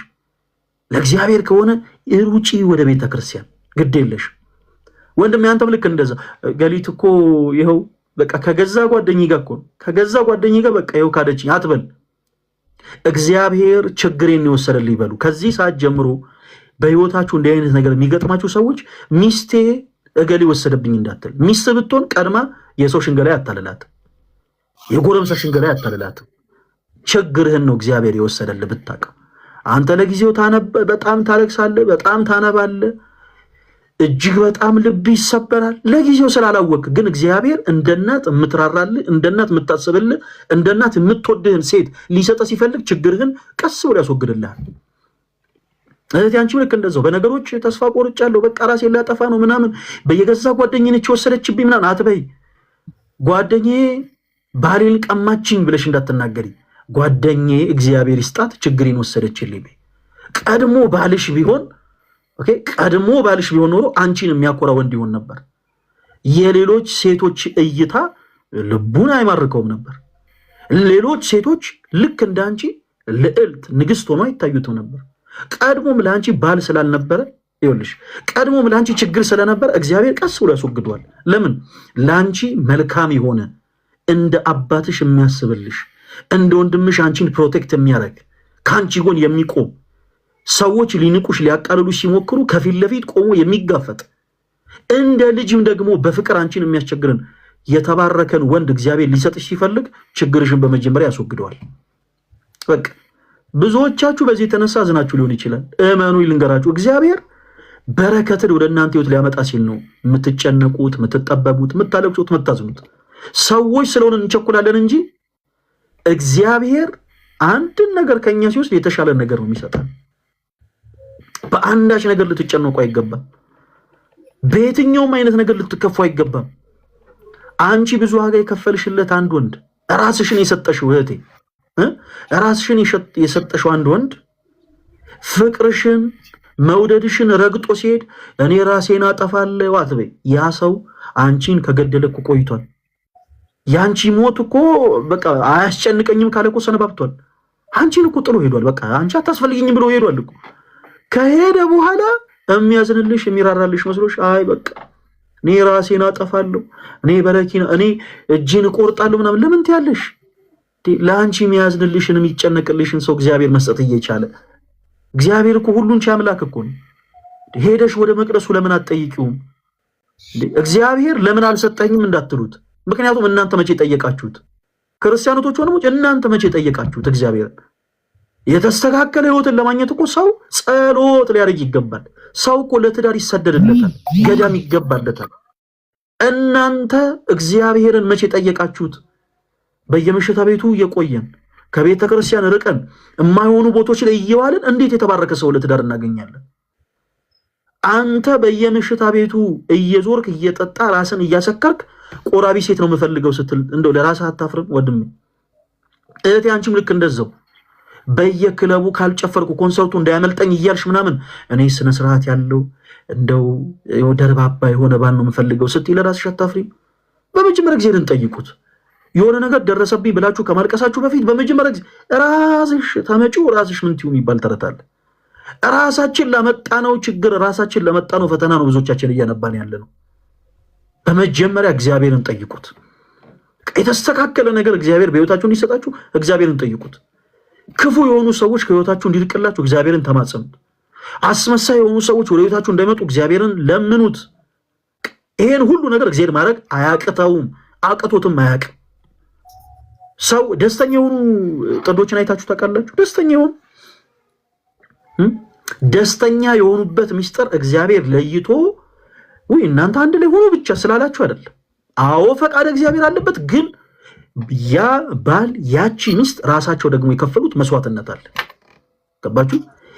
ወደ ቤተክርስቲያን ሄደው ጸሎት አድርገው እግዚአብሔርን ተማጽነው እርሱን እስከለመኑት ድረስ ኦፍ ኮርስ ለነሱ የሚገባውን ነገር እግዚአብሔር መስጠት ይችልበታል። እህቴ ከአንቺ እግዚአብሔር ችግርሽን ሲያነሳ፣ ወንድሜ ከአንተ እግዚአብሔር ችግርህን ሲያነሳ እንዴት አትበል፣ አትዘን፣ አትከፋ፣ ራስን ለማጥፋት አትሞክር፣ ራስን ለመጣል አትሞክር፣ በየምሽታ ቤቶች በመጠጣት ራስን ለማስቀር አትሞክር፣ ከማታውቀው ሰው ጋር ለመተኛት ራስን አታንደርድር። እህቴ አንቺን በዛው ልክ ራስሽን አትጣይ። እግዚአብሔር ችግሬን የወሰደልኝ በሉ። ችግራችሁን የወሰደላችሁ አምላክ ለእናንተ የሚራራ ለእናንተ የሚያስብን ሰው መስጠት አያቅተውምና። አንድ ሴት ከአንተ ህይወት ርቃ አንተ ብዙ ዋጋ ከፍለህላት፣ ከቤተሰብ ተጣልተህላት፣ ከጓደኞች ተለይተህላት፣ ብዙ ነገር ሆነህላት አይሆንም ብላ አንተ ከምታውቀው ወዳጅ ጋር ራሱ የሚወሰድልኝ በል። እንደ ሎጥ ሚስት ግን ከዛ በኋላ ወደኋላ ዞር ብላችሁ እንዳትመለከቱ። አንዳንድ ልፍስፍስ የሆናችሁ ሰዎች አላችሁ። እግዚአብሔር ለእናንተ የተሻለ ነገር እየሰጣችሁ ራሱ ዞር ብላችሁ ችግራችሁ የምትጎትቱ ሰዎች አላችሁ። እንደ ሎጥ ሚስት ወደኋላ ዞር ብለህ እንዳትመለከቱ ወዳጅ። እግዚአብሔር እንደ እናት የምትሳሳልህ እንደ እህት የምታስብልህን ሴት ስለሚሰጥ መስጠትም ስለሚያውቅበት ነጠላ ለብሰህ ቤተ እግዚአብሔርን ተማጸነው። እህት ያንቺም ልክ እንደዛው በሆነ አጋጣሚ እኔ እኮ ብዙ ዋጋ ከፍዬለት ራሴን አሳልፌ ሰጥቼው ምናምን አትበይ። አዎ በቃ ያንን ያደረግሽው አንቺ ንጹህ ፍቅርሽን ሰተሽ ነው። በቃ አንቺ የሰራሽው ስህተት የለም። ያ ሰው ግን አንቺን ረግጦ ከገዛ ጓደኛሽ ጋር ከገዛ ወዳጅሽ ጋር ሌላ ቦታ ስታገኝ እገሊት እኮ ባሌን ቀማችኝ እንዳትይ፣ እገሌ ችግሬን የወሰደችልኝ ችግሬን የወሰደችልኝ። ለምን? እግዚአብሔር ችግርሽን በጥበብ አውጥቶ ለአንቺ እንደ አባት የሚያስብ እንደ ወንድም ደጀን የሆነ መከታ የሆነን ወንድ ስለሚሰጥሽ ለነገሮች መቸኮል አያስፈልግም። ቤተክርስቲያን ስትሄዱ የምትጸሉትን ጸሎት አስተካክሉ። እህቶች ቤተክርስቲያን ሄዳችሁ እንደው ወንዳ ወንድ የሆነ እንደው ቁመቱ ይሄን ያክል የሆነ አምላኪ ወይ አደራህን ገንዘብ ያለው መኪና ያለው ምናምን እንደዚህ አትበይ። ጸሎት ስታረጊ የምትጸልዩን ጸሎት ይፍን ማወቅ አለብሽ እህቴ። ጸሎት ስታረጊ ይኸውልሽ አምላኬ ሆይ አንተን የሚያመልክ አንተን የሚፈራ ቤተክርስቲያንን የሚያከብር ቤተሰቦቼን የሚያከብር ዘመዶቼን የሚያከብር እኔን በፍጹም ልቡ የሚወድ የሚያፈቅር መልካም የሆነን ባል ስጠኝ በይ። ያንዳንዶቻችሁ ልመና ማለት ነው ተደምሮ እስቲ አሁን ወረቀትና እስክሪብቶ ይዘን አንድ ሰው አስገብተን እዚህ ውስጥ እስቲ ምን አይነት ነው የምትፈልጊው ሰው ስትባል እንዲህ አይነት ሰው ጽፈን እኩል ይሆናል። ምን ላይ እንደርሳለን መሰላችሁ? ፐርፌክሽን ላይ። ፐርፌክት የሆነ ማንም የለም። ማንም እዚህ ምድር ላይ ፐርፌክት የለም። ማንም ሰው ለየትኛውም አይነት ህይወት ማንም ሰው ፐርፌክት ሆኖ አታገኙትም። የጮኝነት ጊዜ ማለት የምትቀራረጹበት ጊዜ ነው። ወንድም አንተ የምትፈልገው የትዳር ህይወት አለ፣ ግን እግዚአብሔር ፐርፌክት አድርጎ አይደለም ያቺን ሴት የሚያመጣት። ለምን? በራሷ ፐርፌክት ልትሆን ስለማትችል። አንተ ካገኛት በኋላ ግን ቀረጻት አንተ በምትፈልገው መልኩ። እህት ያንቺም ልክ እንደዛው ፐርፌክት የሆነ ወንድ እያልሽ ራስሽን አታንገላች፣ ራስሽን አታሰቃይ። እግዚአብሔር ለአንቺ ይሆናል ያለውን ሰው ልክ ሲያመጣ ድክመት ይኖርበታል። ከነ ድክመቱ ተቀበዩ። በጮኝነት ጊዜ ተቀራረጹ። አንቺ በምትፈልጊው መልኩ አንቺ እሱን ቅረጪው፣ እሱ ደግሞ አንቺን በሚፈልግበት መንገድ ይቀርጽሻል። የምትጸልዩትም ጸሎት ግን ልታውቁ ይገባል። ቤተክርስቲያን ድረስ ሄዳችሁ፣ ገዳም ድረስ ሄዳችሁ ቁመቱ እንደዚህ ሆነ፣ ወንዳ ወንድ የሆነ ጥርሱ እንደዚህ ሆነ፣ መልኩ እንደዚህ ሆነ፣ ጸጉሩ እንደዚህ ሆነ፣ ገንዘብ ያለው መኪና ያለው ምትይ ከሆነ አንቺ ገና ነሽ። በቃ እንኳን ሰማያትን አልፎ ይሄ ጸሎት በእግዚአብሔር ዘንድ ሊቀርብ ይቀርና አጠገብሽ ያለው ወንድ እንኳን ቢሰማ ፈገግ ብሎ ነው የሚሄደው። ትገርሚያለሽ ነው የሚለው። እንኳን ሰማያትን አልፎ በእግዚአብሔር ዘንድ እንደ ጸሎት ሆኖ ሊቀርብ ይቀርና በቃ እንዲህ አይነት ነገር አጠገብሽ ያለው ሰው እንኳን እንደው ቢሰማሽ ከለሆሳ ሰውጥተሽ እንደው ንግግሩን እንደው ጮክ ብለሽ ብትናገሩ እንኳን አጠገብሽ ያለው ሰው ፈገግ ይላል። እንዲህ አይነት ጸሎት አትጸልዩ። በስመ አብ! የወንድሞች ጸሎት የእናንተ ተውት፣ ላይ ላይ ይወራ። ጌታ ኢየሱስ ክርስቶስ እንዲህ አይነት ጸሎት እንዳትጸልዩ። ቤተክርስቲያን ድረስ ሄዳችሁ ወንድሞች ጸጉሯ እንደዚህ ሆነ፣ ቁመቷን በቃ ውበቷ እንደዚህ፣ ከዛ እዚህ ላይ ደግሞ ማይወሩ እናንተ በስመ አብ ወልድ እንዳትጸልዩ እንደዚህ። በስመ አብ ወልድ መንፈስ እግዚአብሔር መሐሪ ሆኖ እንጂ ይሄ በጣም ይሄ በኩርኩም የሚያስብል ጸሎት ነው። በተለይ የወንዶች ጸሎት፣ እንደዚህ አይነት ጸሎት እንዳትጸልዩ። ቤተክርስቲያን ሄዳችሁ አምላኬ ሆይ አንተን የምታመልክ እናት ድንግል ማርያምን የምታከብር ቤተክርስቲያንን የምታከብር ቤተሰቦችን፣ እናቴን፣ አባቴን፣ ወንድም እህቶችን የምታከብር እኔን የምትወድ ለእኔ የምትታዘዝ መልካም የሆነችን ሴት ስጠኝ። መንፈሳዊ የሆነች እኔ እንኳን ስደክምባት የእኔን ድክመት ከልላ እኔን የምታርም እኔ የምታርቅ ጠንካራ የሆነችን ሴት ስጠኝ ብላችሁ ጸልዩ። ያቺ ሴት ለአንተ ዘውድ ትሆናለች። እንዲህ ብለህ ጸልይ። አንተ እንዲህ ብለህ ጸልይ። እግዚአብሔር አምላክ ይኸውልህ ሚስት ብቻ አይደለም የሚሰጥ፣ ዘውድ አድርጎ ነው የሚሰጥ። በየሄድክበት ደረትህን ነፍተህ የምትታይባት ገብቷል። አንተ በየሄድክበት ቦታ ሁሉ ስለ እርሷ ኩርት ብለህ የምትናገርባትን ሚስት ይሰጣል እግዚአብሔር። ከቤት ገና ስትወጣ ወይኔ የት ሄዳ ይሆን፣ ከነማን ጋር ተገናኝታ ይሆን፣ ደግሞ እነንተን አግኝቷት ይሆን ምናምን ብለህ የምትጨነቅባትን አይደለም፣ በቃ እንዲህ የምትኮራባትን ሴት እግዚአብሔር ይሰጣል። እህቴ አንቺም ልክ እንደዛው ወይኔ እነንተና የሚባሉት ጓደኞቼ እንደው በውስጥ አውርቶት ይሆን፣ እነንተና ደግሞ ሊያገኙት ሞክረው ይሆን፣ እነንተና ልታሳስተው ሞክራ ሊሆን ብለሽ ማትጨነቂበት ወንድ ደጀን የሆነን ባል ይሰጥሻል። እናንተ ይሄንን ግን በመጀመሪያ እናንተ ራሳችሁ ላይ መስራት አለባችሁ። በነገሮች ተስፋ ቆርጫለሁ እንዲህ ብያለሁ ምናምን፣ እባካችሁን እዛ ሳንደርስ በፊት እዚህ ማስተካከል የምንችለውን ነገር እናስተካክል። ትዳርን የሚሰጥ እግዚአብሔር ነው። ትዳር እግዚአብሔር ስጦታ ነው። ስለዚህ በሆኑ ጉዳዮች ላይ አንዳንድ አላስፈላጊ ነገሮች ቤታችሁ ሲገጥሙ አይ በቃ ራሴን አጠፋለሁ ከማለት ራሳችሁን መለስ አድርጋችሁ ለቤተክርስቲያን እግዚአብሔርን አመስግኑት። እግዚአብሔር ወይ ችግሬን ስለወሰድክ አመሰግናለሁ በሉት። ከዛ በኋላ የምትፈልጉትን ጸሎት እግዚአብሔርን ለምኑት። እንዴ ትዳር ከእግዚአብሔር ነው። አዎ ይሰጣችኋል። የተባረከውን ይሰጣችኋል። የተባረከችውን ይሰጣችኋል። እናንተ ብቻ ወደ እግዚአብሔር ቀርብ ብላችሁ ጸልዩ። በስራ ጉዳይም ልክ እንደዛው። በስራ ጉዳይ ከስራ ተባረርኩ፣ እንደዚህ ሆንኩኝ፣ በዚህ ወጥቶ በዚህ ገብቶ ብላችሁ የምትጨነቁት ወንድሞቻችን እናንተ በትጋት ከቤተ ክርስቲያን ብቻ ትራቁ። ተጨንቃችሁ ሊሆን ይችላል። ስለ እውነት እኔ አንድ ነገር ልንገራችሁ፣ ተርቤ አውቃለሁ። እኔ ምንም ማለት ሚዲያ ላይ የሆንኩትን ነገር ሁሉ መናገር አልፈልግም። ተርቤ አውቃለሁ። ክርስቲያኖች ወንድሞች ረሃብ ምን እንደሚመስል እኔ አውቃለሁ። ተርቤ አውቃለሁ። ተጨነቄ አውቃለሁ። ተርቤ አጠገቤ ያሉ ሰዎች የላመ የጣመ ሲበሉ አይቼ አውቃለሁ። ሰው ምራቁን ይውጣል የሚባለውን ነገር እኔ አይቼው አውቃለሁ። ሁለንተናዬ ከስቶ ያውቃል። ተጨነቄ አውቃለሁ። ክርስቲያኖች ወንድሞች አንድ ነገር ግን ልንገራችሁ፣ ከቤተ ክርስቲያን ደጅ ብቻ አትራቁ። እናንተ እግዚአብሔር ስለምንበላው ነገር እንዳንጨነቅ ነግሮናል። ስለምንለብሰው ነገር እንዳንጨነቅ ነግሮናል። ስለምንጠጣው ነገር እንዳንጨነቅ ነግሮናል። እግዚአብሔርን ተማመኑበት።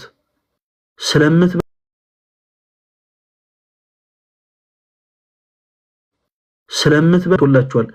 እናንተ በአንቃዶ ልቦና በተመስጦ ሕሊና ብቻ ሆናችሁ ወደ ቤተክርስቲያን ቀርባችሁ ተስፋ ሳትቆርጡ እግዚአብሔርን ተጠባበቁት። እሱን በስራ ብቻ አይደለም፣ በተለያየ ህይወት አጋጣሚ አዝናችሁ ተከፍታችሁ ያላችሁ ሰው እግዚአብሔር ትንሣኤን የሚሰጥ አምላክ ነው። የወደቁትን የሚያነሳ አምላክ ነው። ወድቀዋል የተባሉትን ሁሉ ከእንደገና በትንሣኤ የሚያከብር አምላክ ነው። ስለዚህ ከቤተ ክርስቲያን ብቻ አትራቁ። በነገሮች ስትጨነቁ ዓለም ክርስቶስ የሰጣችሁን ሰላም ስትነጥቃችሁ የሰላም ንጉስ የሰላሙ ባለቤት ክርስቶስ ነውና ወደ ክርስቶስ ቀረቡ። ቤተክርስቲያን ሄዳችሁ 2 ደቂቃ ብቻ ተቀመጡ። 2 ደቂቃ ብቻ ተቀመጡ ቤተክርስቲያን። ስለ እውነት ነው የምላችሁ። ዓለም ይወላችሁ በዓለም ጫጫታ ያጣችሁትን ሰላም በቃ ይሄ የተጫነባችሁን ይህን መረበሽ በነዛ 2 ደቂቃ ውስጥ ብቻ ከውስጣችሁ ታውጡታላችሁ። ክርስቶስ ዳግመኛ ያጣታችሁትን ሰላም ድጋሚ ይሰጣችኋል በዛች 2 ደቂቃ ውስጥ ብቻ። እናንተ አምናችሁ አቅራቢያቸው ለቤተክርስቲያን 2 ደቂቃ ተቀመጡ። ቤተክርስቲያን ውስጥ እንኳን ቅዳሴው እንኳን የሚሰበከው ወንጌል ይቅርና ስለ እውነት ነው የምላችሁ የሚነፍሰው ነፋስ ሰላም ይሰጣል። ሕያው እግዚአብሔር ምስክሬ። የትኛውም ቤተ እምነት አማኝ ሁኑ፣ ተጨንቃችሁ ተከፍታችሁ ከሆነ ግድ የላችሁም ሂዱ። ጭንቀትን ከድንግል ማርያም የበለጠ የሚረዳ የለም። ለዛ ነው እኛ ክርስቲያኖች የክርስቶስን እናት ድንግል ማርያምን የጭንቅ አማላጅ ምንላት። ለዛ ነው የጭንቅ አማላጅ ምንላት። ለዛ ነው ጭንቀትን ከሷ የበለጠ የሚያውቅ የለም። በግብፅ በረሃ ክርስቶስን ይዛ ተሰዳለች።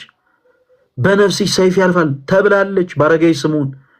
ክርስቶስ ከሊጦስ ጦር አደባባይ እስከ ቀራንዮ ድረስ ማምን መከራን ሲቀበል አይታለች፣ ተመልክታለች። ከሷ በላይማ ማን የተጨነቃል? ጭንቀትን ከሷ የበለጠ የሚያውቅ ይረዳ የለም። ለዛ ነው የጭንቅ አማላጇ ምንላት። ግዴላችሁም ቀርባችሁ ጠጋ ብላችሁ ልክ እንደ እናት ቤት ልክ እንደ እናታችሁ ጠጋ ብላችሁ የልባችሁን ቋጠሮ ንገሯት። እሷ ታቀበታለች። በቃናም ያደረገችው ያንን ነው። የሚላችሁን ስሙት ብላ ያልገባቸውን ሰዎች እንዲገባችሁ አድርጋለች። ታቀበታለች እሷ። እኛን ልጆቿን እንዴት ከክርስቶስ ጋር ማስታረቅ እንዳለባት ታውቃለች። በቃ የሆነ ነገር የከበዳችሁ የሆነ ነገር የጨነቃችሁ ነገሮች ከአይምሮ በላይ የሆነባችሁ ሰዎች፣ በብዙ ነገር ግራ የተጋባችሁ ሰላማችሁን ያጣችሁ ሰዎች ግዴላችሁ ቤተክርስቲያን ሂዱና አልቅሱ። እንባችሁን ሰው ፊት እንዳታነቡት። እኔ ማልደግፈው ነገር ያ ነው። እንባችሁን ሰው ፊት እንዳታነቡት። እናንተ እንባችሁን ሰው ፊት ማፍሰስ የለባችሁም። ሰው የእናንተን መውደቂ ስለሚናፍቅ፣ ሰው የእናንተን ውድቀት ስለሚጠባበቅ በፍጹም ሰው ፊት እንባችሁን እንዳታፈሱ። ይልቁኑ ግዴላችሁ ዋጋ ወዳለው ቦታ ሂዱና አፍስሱት። ቤተክርስቲያን ቀርባችሁ በክርስቶስ ፊት ቆማችሁ እንባችሁን አፍስሱት። እንባችሁን አፍስሱ። እንደ ያዕቆብ ታገሉት እግዚአብሔርን። ያዕቆብ ታግሎን የተባረከው፣ እናንተም ታገሉት በጸሎት እግዚአብሔርን። ወደ መቅደሱ ቀረቡና አምላኬ ሆይ እባክህን ብላችሁ የልባችሁን ቋጠሮ ሁሉ ዝርግፍ አድርጋችሁ ንገሩት። ዝርግፍ።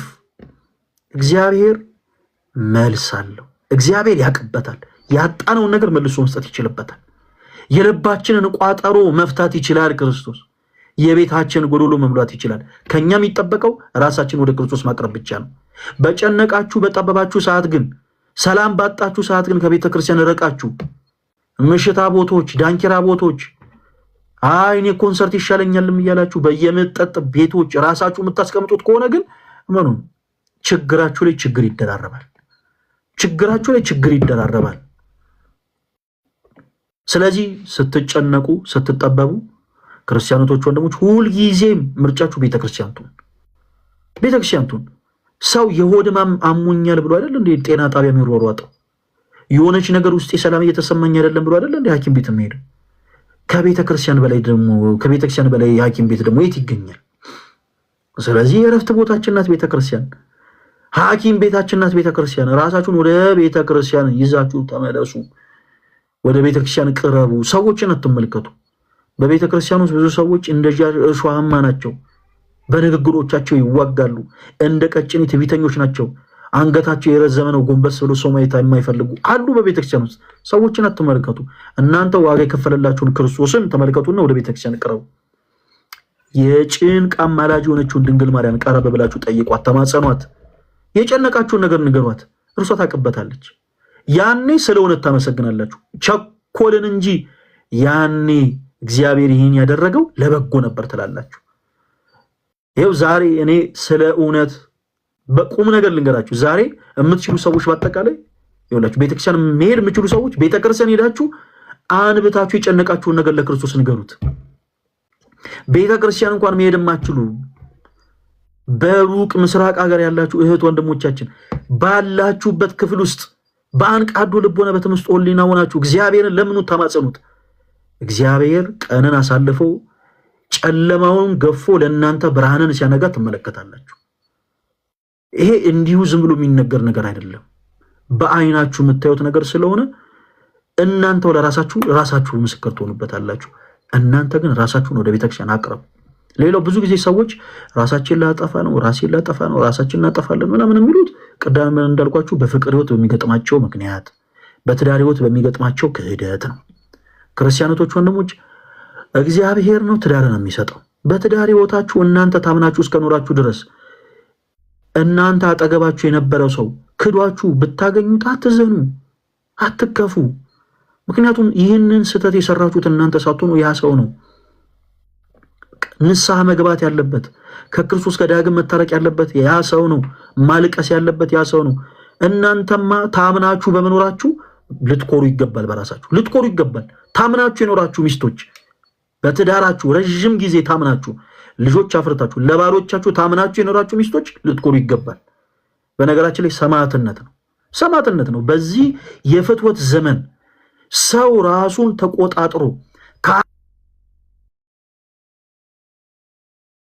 በጣም ይቅርታ ሰው ራሱን ተቆጣጥሮ ከአንድ ሰው ጋር ጸንቶ መኖር በማይችልበት ዘመን ራሳችሁን ተቆጣጥራችሁ ለባሎቻችሁ ተገዝታችሁ የኖራችሁ ሚስቶች ልትኮሩ ይገባል። እናንተ ንዑዳን ክቡራን ናችሁ። ይሄ ሰማዕትነት ነው። ልትመሰገኑ ይገባል።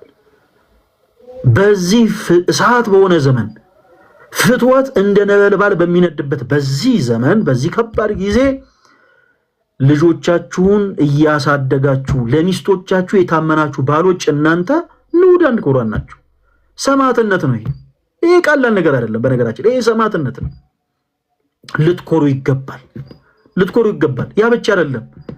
በትዳራችሁ ላይ ሄዳችሁ ተጸጽታችሁ ንስሐ የገባችሁ ሚስቶች እናንተም ልትኮሩ ይገባል። እንዳጠፉ ሰዎች ኃጢአታቸውን ኮርተው እንደሚናገሩ ሰዎች ኮርታችሁ አልተቀመጣችሁም። ክርስቶስን ይቅር በለን በድለናል ብላችሁ የትዳር አጋራችሁንም አምላካችሁ ክርስቶስን ይቅር በለን እስካላችሁ ድረስ ልትኮሩ ይገባል። እንኳንም ንስሐ ገባችሁ፣ እንኳንም ተጸጸታችሁ። በትዳራችሁ ላይ ሄዳችሁ እግዚአብሔርን ይቅር በለን ያላችሁ ወንዶች እግዚአብሔርን ይቅር በለን ብላችሁ ሚስቶቻችሁንም ይቅርታ የጠየቃችሁ ባሎች እናንተ ንዑዳን ክቡራን ናችሁ። ልትመሰገኑ ይገባል። በዚህ ፍትወት ጊዜ በጮኝነት ህይወትም ላይ ልክ እንዲህ አይነት ነገሮች ያጋጥማሉ። አንድ ሰው ካጠገባችሁ ሲሄድ እግዚአብሔር የተሻለ ነገር ያመጣል። በቃ እናንተ ትዳርን ከመፈለግ አንጻር ብዙ ዋጋ ከፈላችሁ ሊሆን ይችላል። ቁም ነገርን ከመፈለግ አንጻር ይሄ ህይወቴ ይሆናል ብላችሁ ብዙ ዋጋ ለአንድ ሰው ከፈላችሁ ሊሆን ይችላል።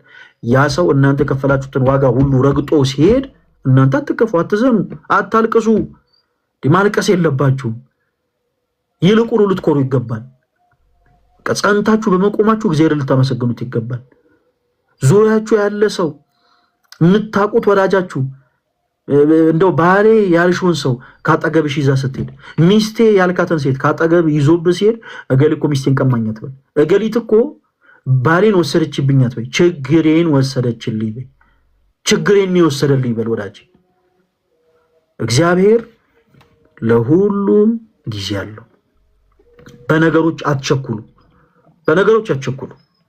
በቃ አንድ ነገር ሄዳችሁ ቤተክርስቲያን ለመናችሁት ሊሆን ይችላል፣ አልቅሳችሁ ሊሆን ይችላል፣ መሬት ላይ ተንከባላችሁ ሊሆን ይችላል፣ በጣም አንብታችሁ ሊሆን ይችላል፣ በጣም ተመላልሳችሁ ሊሆን ይችላል። እግዚአብሔር ዝም ካለ ምክንያት አለው።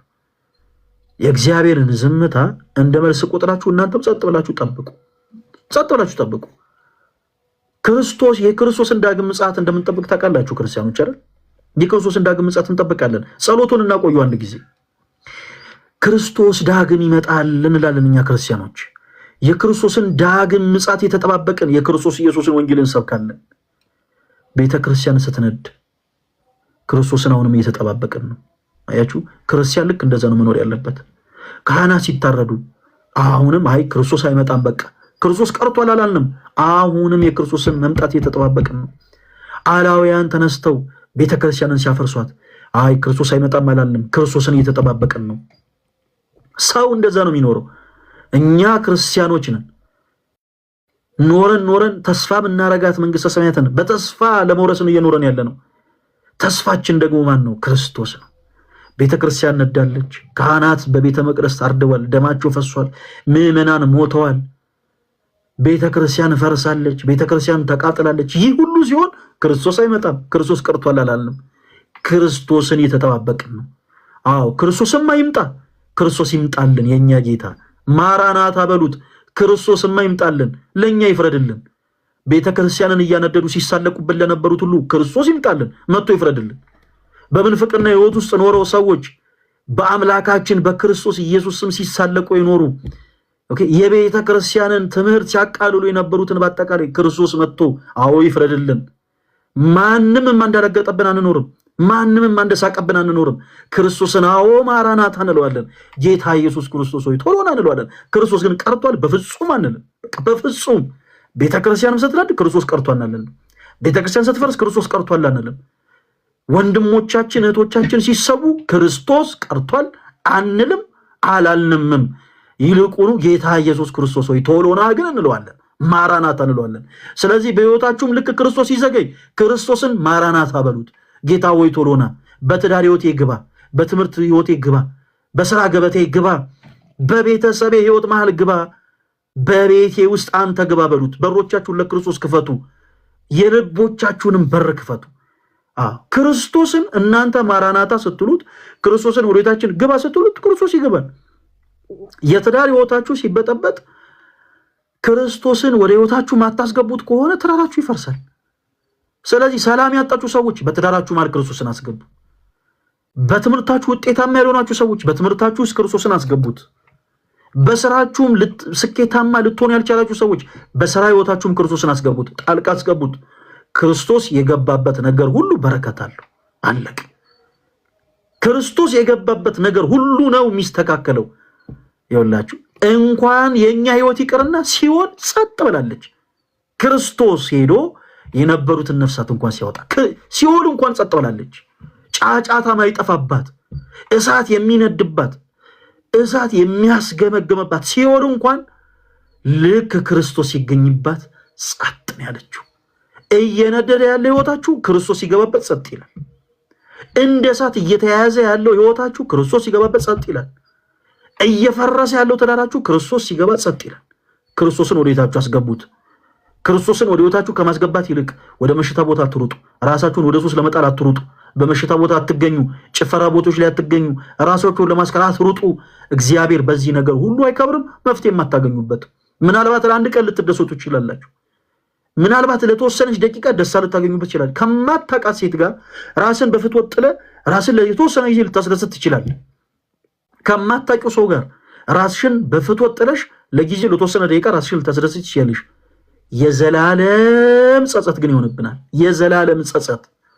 ዓለም የነጠቀንን ሰላም ማን ነው መልሶ የሚሰጠን? ክርስቲያኖች፣ ክርስቶስ።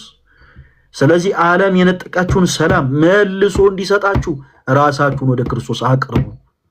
ከኃጢአት በስተቀር አምላካችን ጌታችን መድኃኒታችን ኢየሱስ ክርስቶስ የልባችንን መሻት ይፈጽምልን። ዲያቆን ወንድማችን በጣም ነው የምናመሰግነው። እግዚአብሔር ያክብርልን። በርታ። ሌላም ጊዜ ልክ እንደዚህ አይነት ጥያቄዎች ሲኖሩ አለን፣ እናወራለን፣ እናስገባለን። እሺ። አንዴ ከመጨረሳችን በፊት ወይ መዝሙር ወይ ምስባክ ነገር ልልል ፈልጌ ነበር። ምንም ችግር የለውም ዲያቆን፣ አንተ ደስ ያለ ልበል ፈቃድህ ከሆነ ይቻላል። እሺ። ድምፄ ትንሽ ተይዞ ሊሆን ይችላል። ትላንት ወዲያ ገብርኤል በዓል ስለነበር ጂንካ፣ በዛ ምክንያት ተይዞ ሊሆን ይችላል። ለድምፄ ይቅርታ። እሺ። ምንም ችግር የለውም።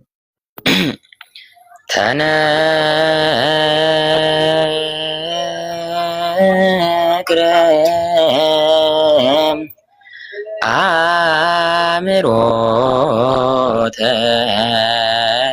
አምሮተከ በላሌ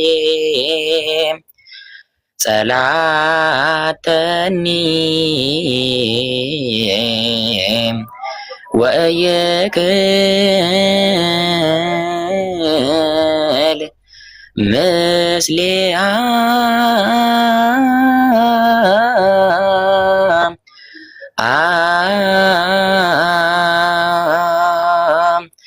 አቴኖ አወር እመንፈስከ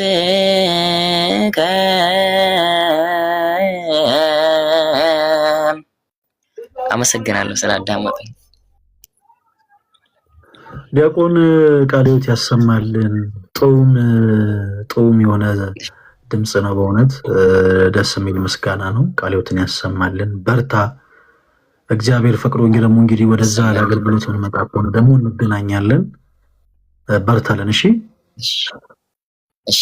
እናመሰግናለን። መልካም እግዚአብሔር ይስጥልን። ሰላም ሁንልን። እሺ፣ እሺ።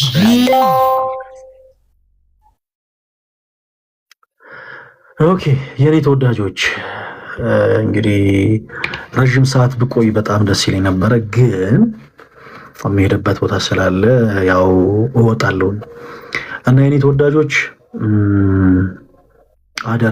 አደራ እሺ፣ ይሄ መልእክት ለሁላችሁ ነው። ስፔሻሊ በእጮኝነት ህይወት ላይ ያላችሁ እህት ወንድሞቻችን፣ የሆነ ሰው ጥሏችሁ ሲሄድ ራሴን ላጠፋ ነው እንዴ፣ ክርስቶስ ይፈልጋችኋል፣ እኔም እወዳችኋለሁ እናሉያል።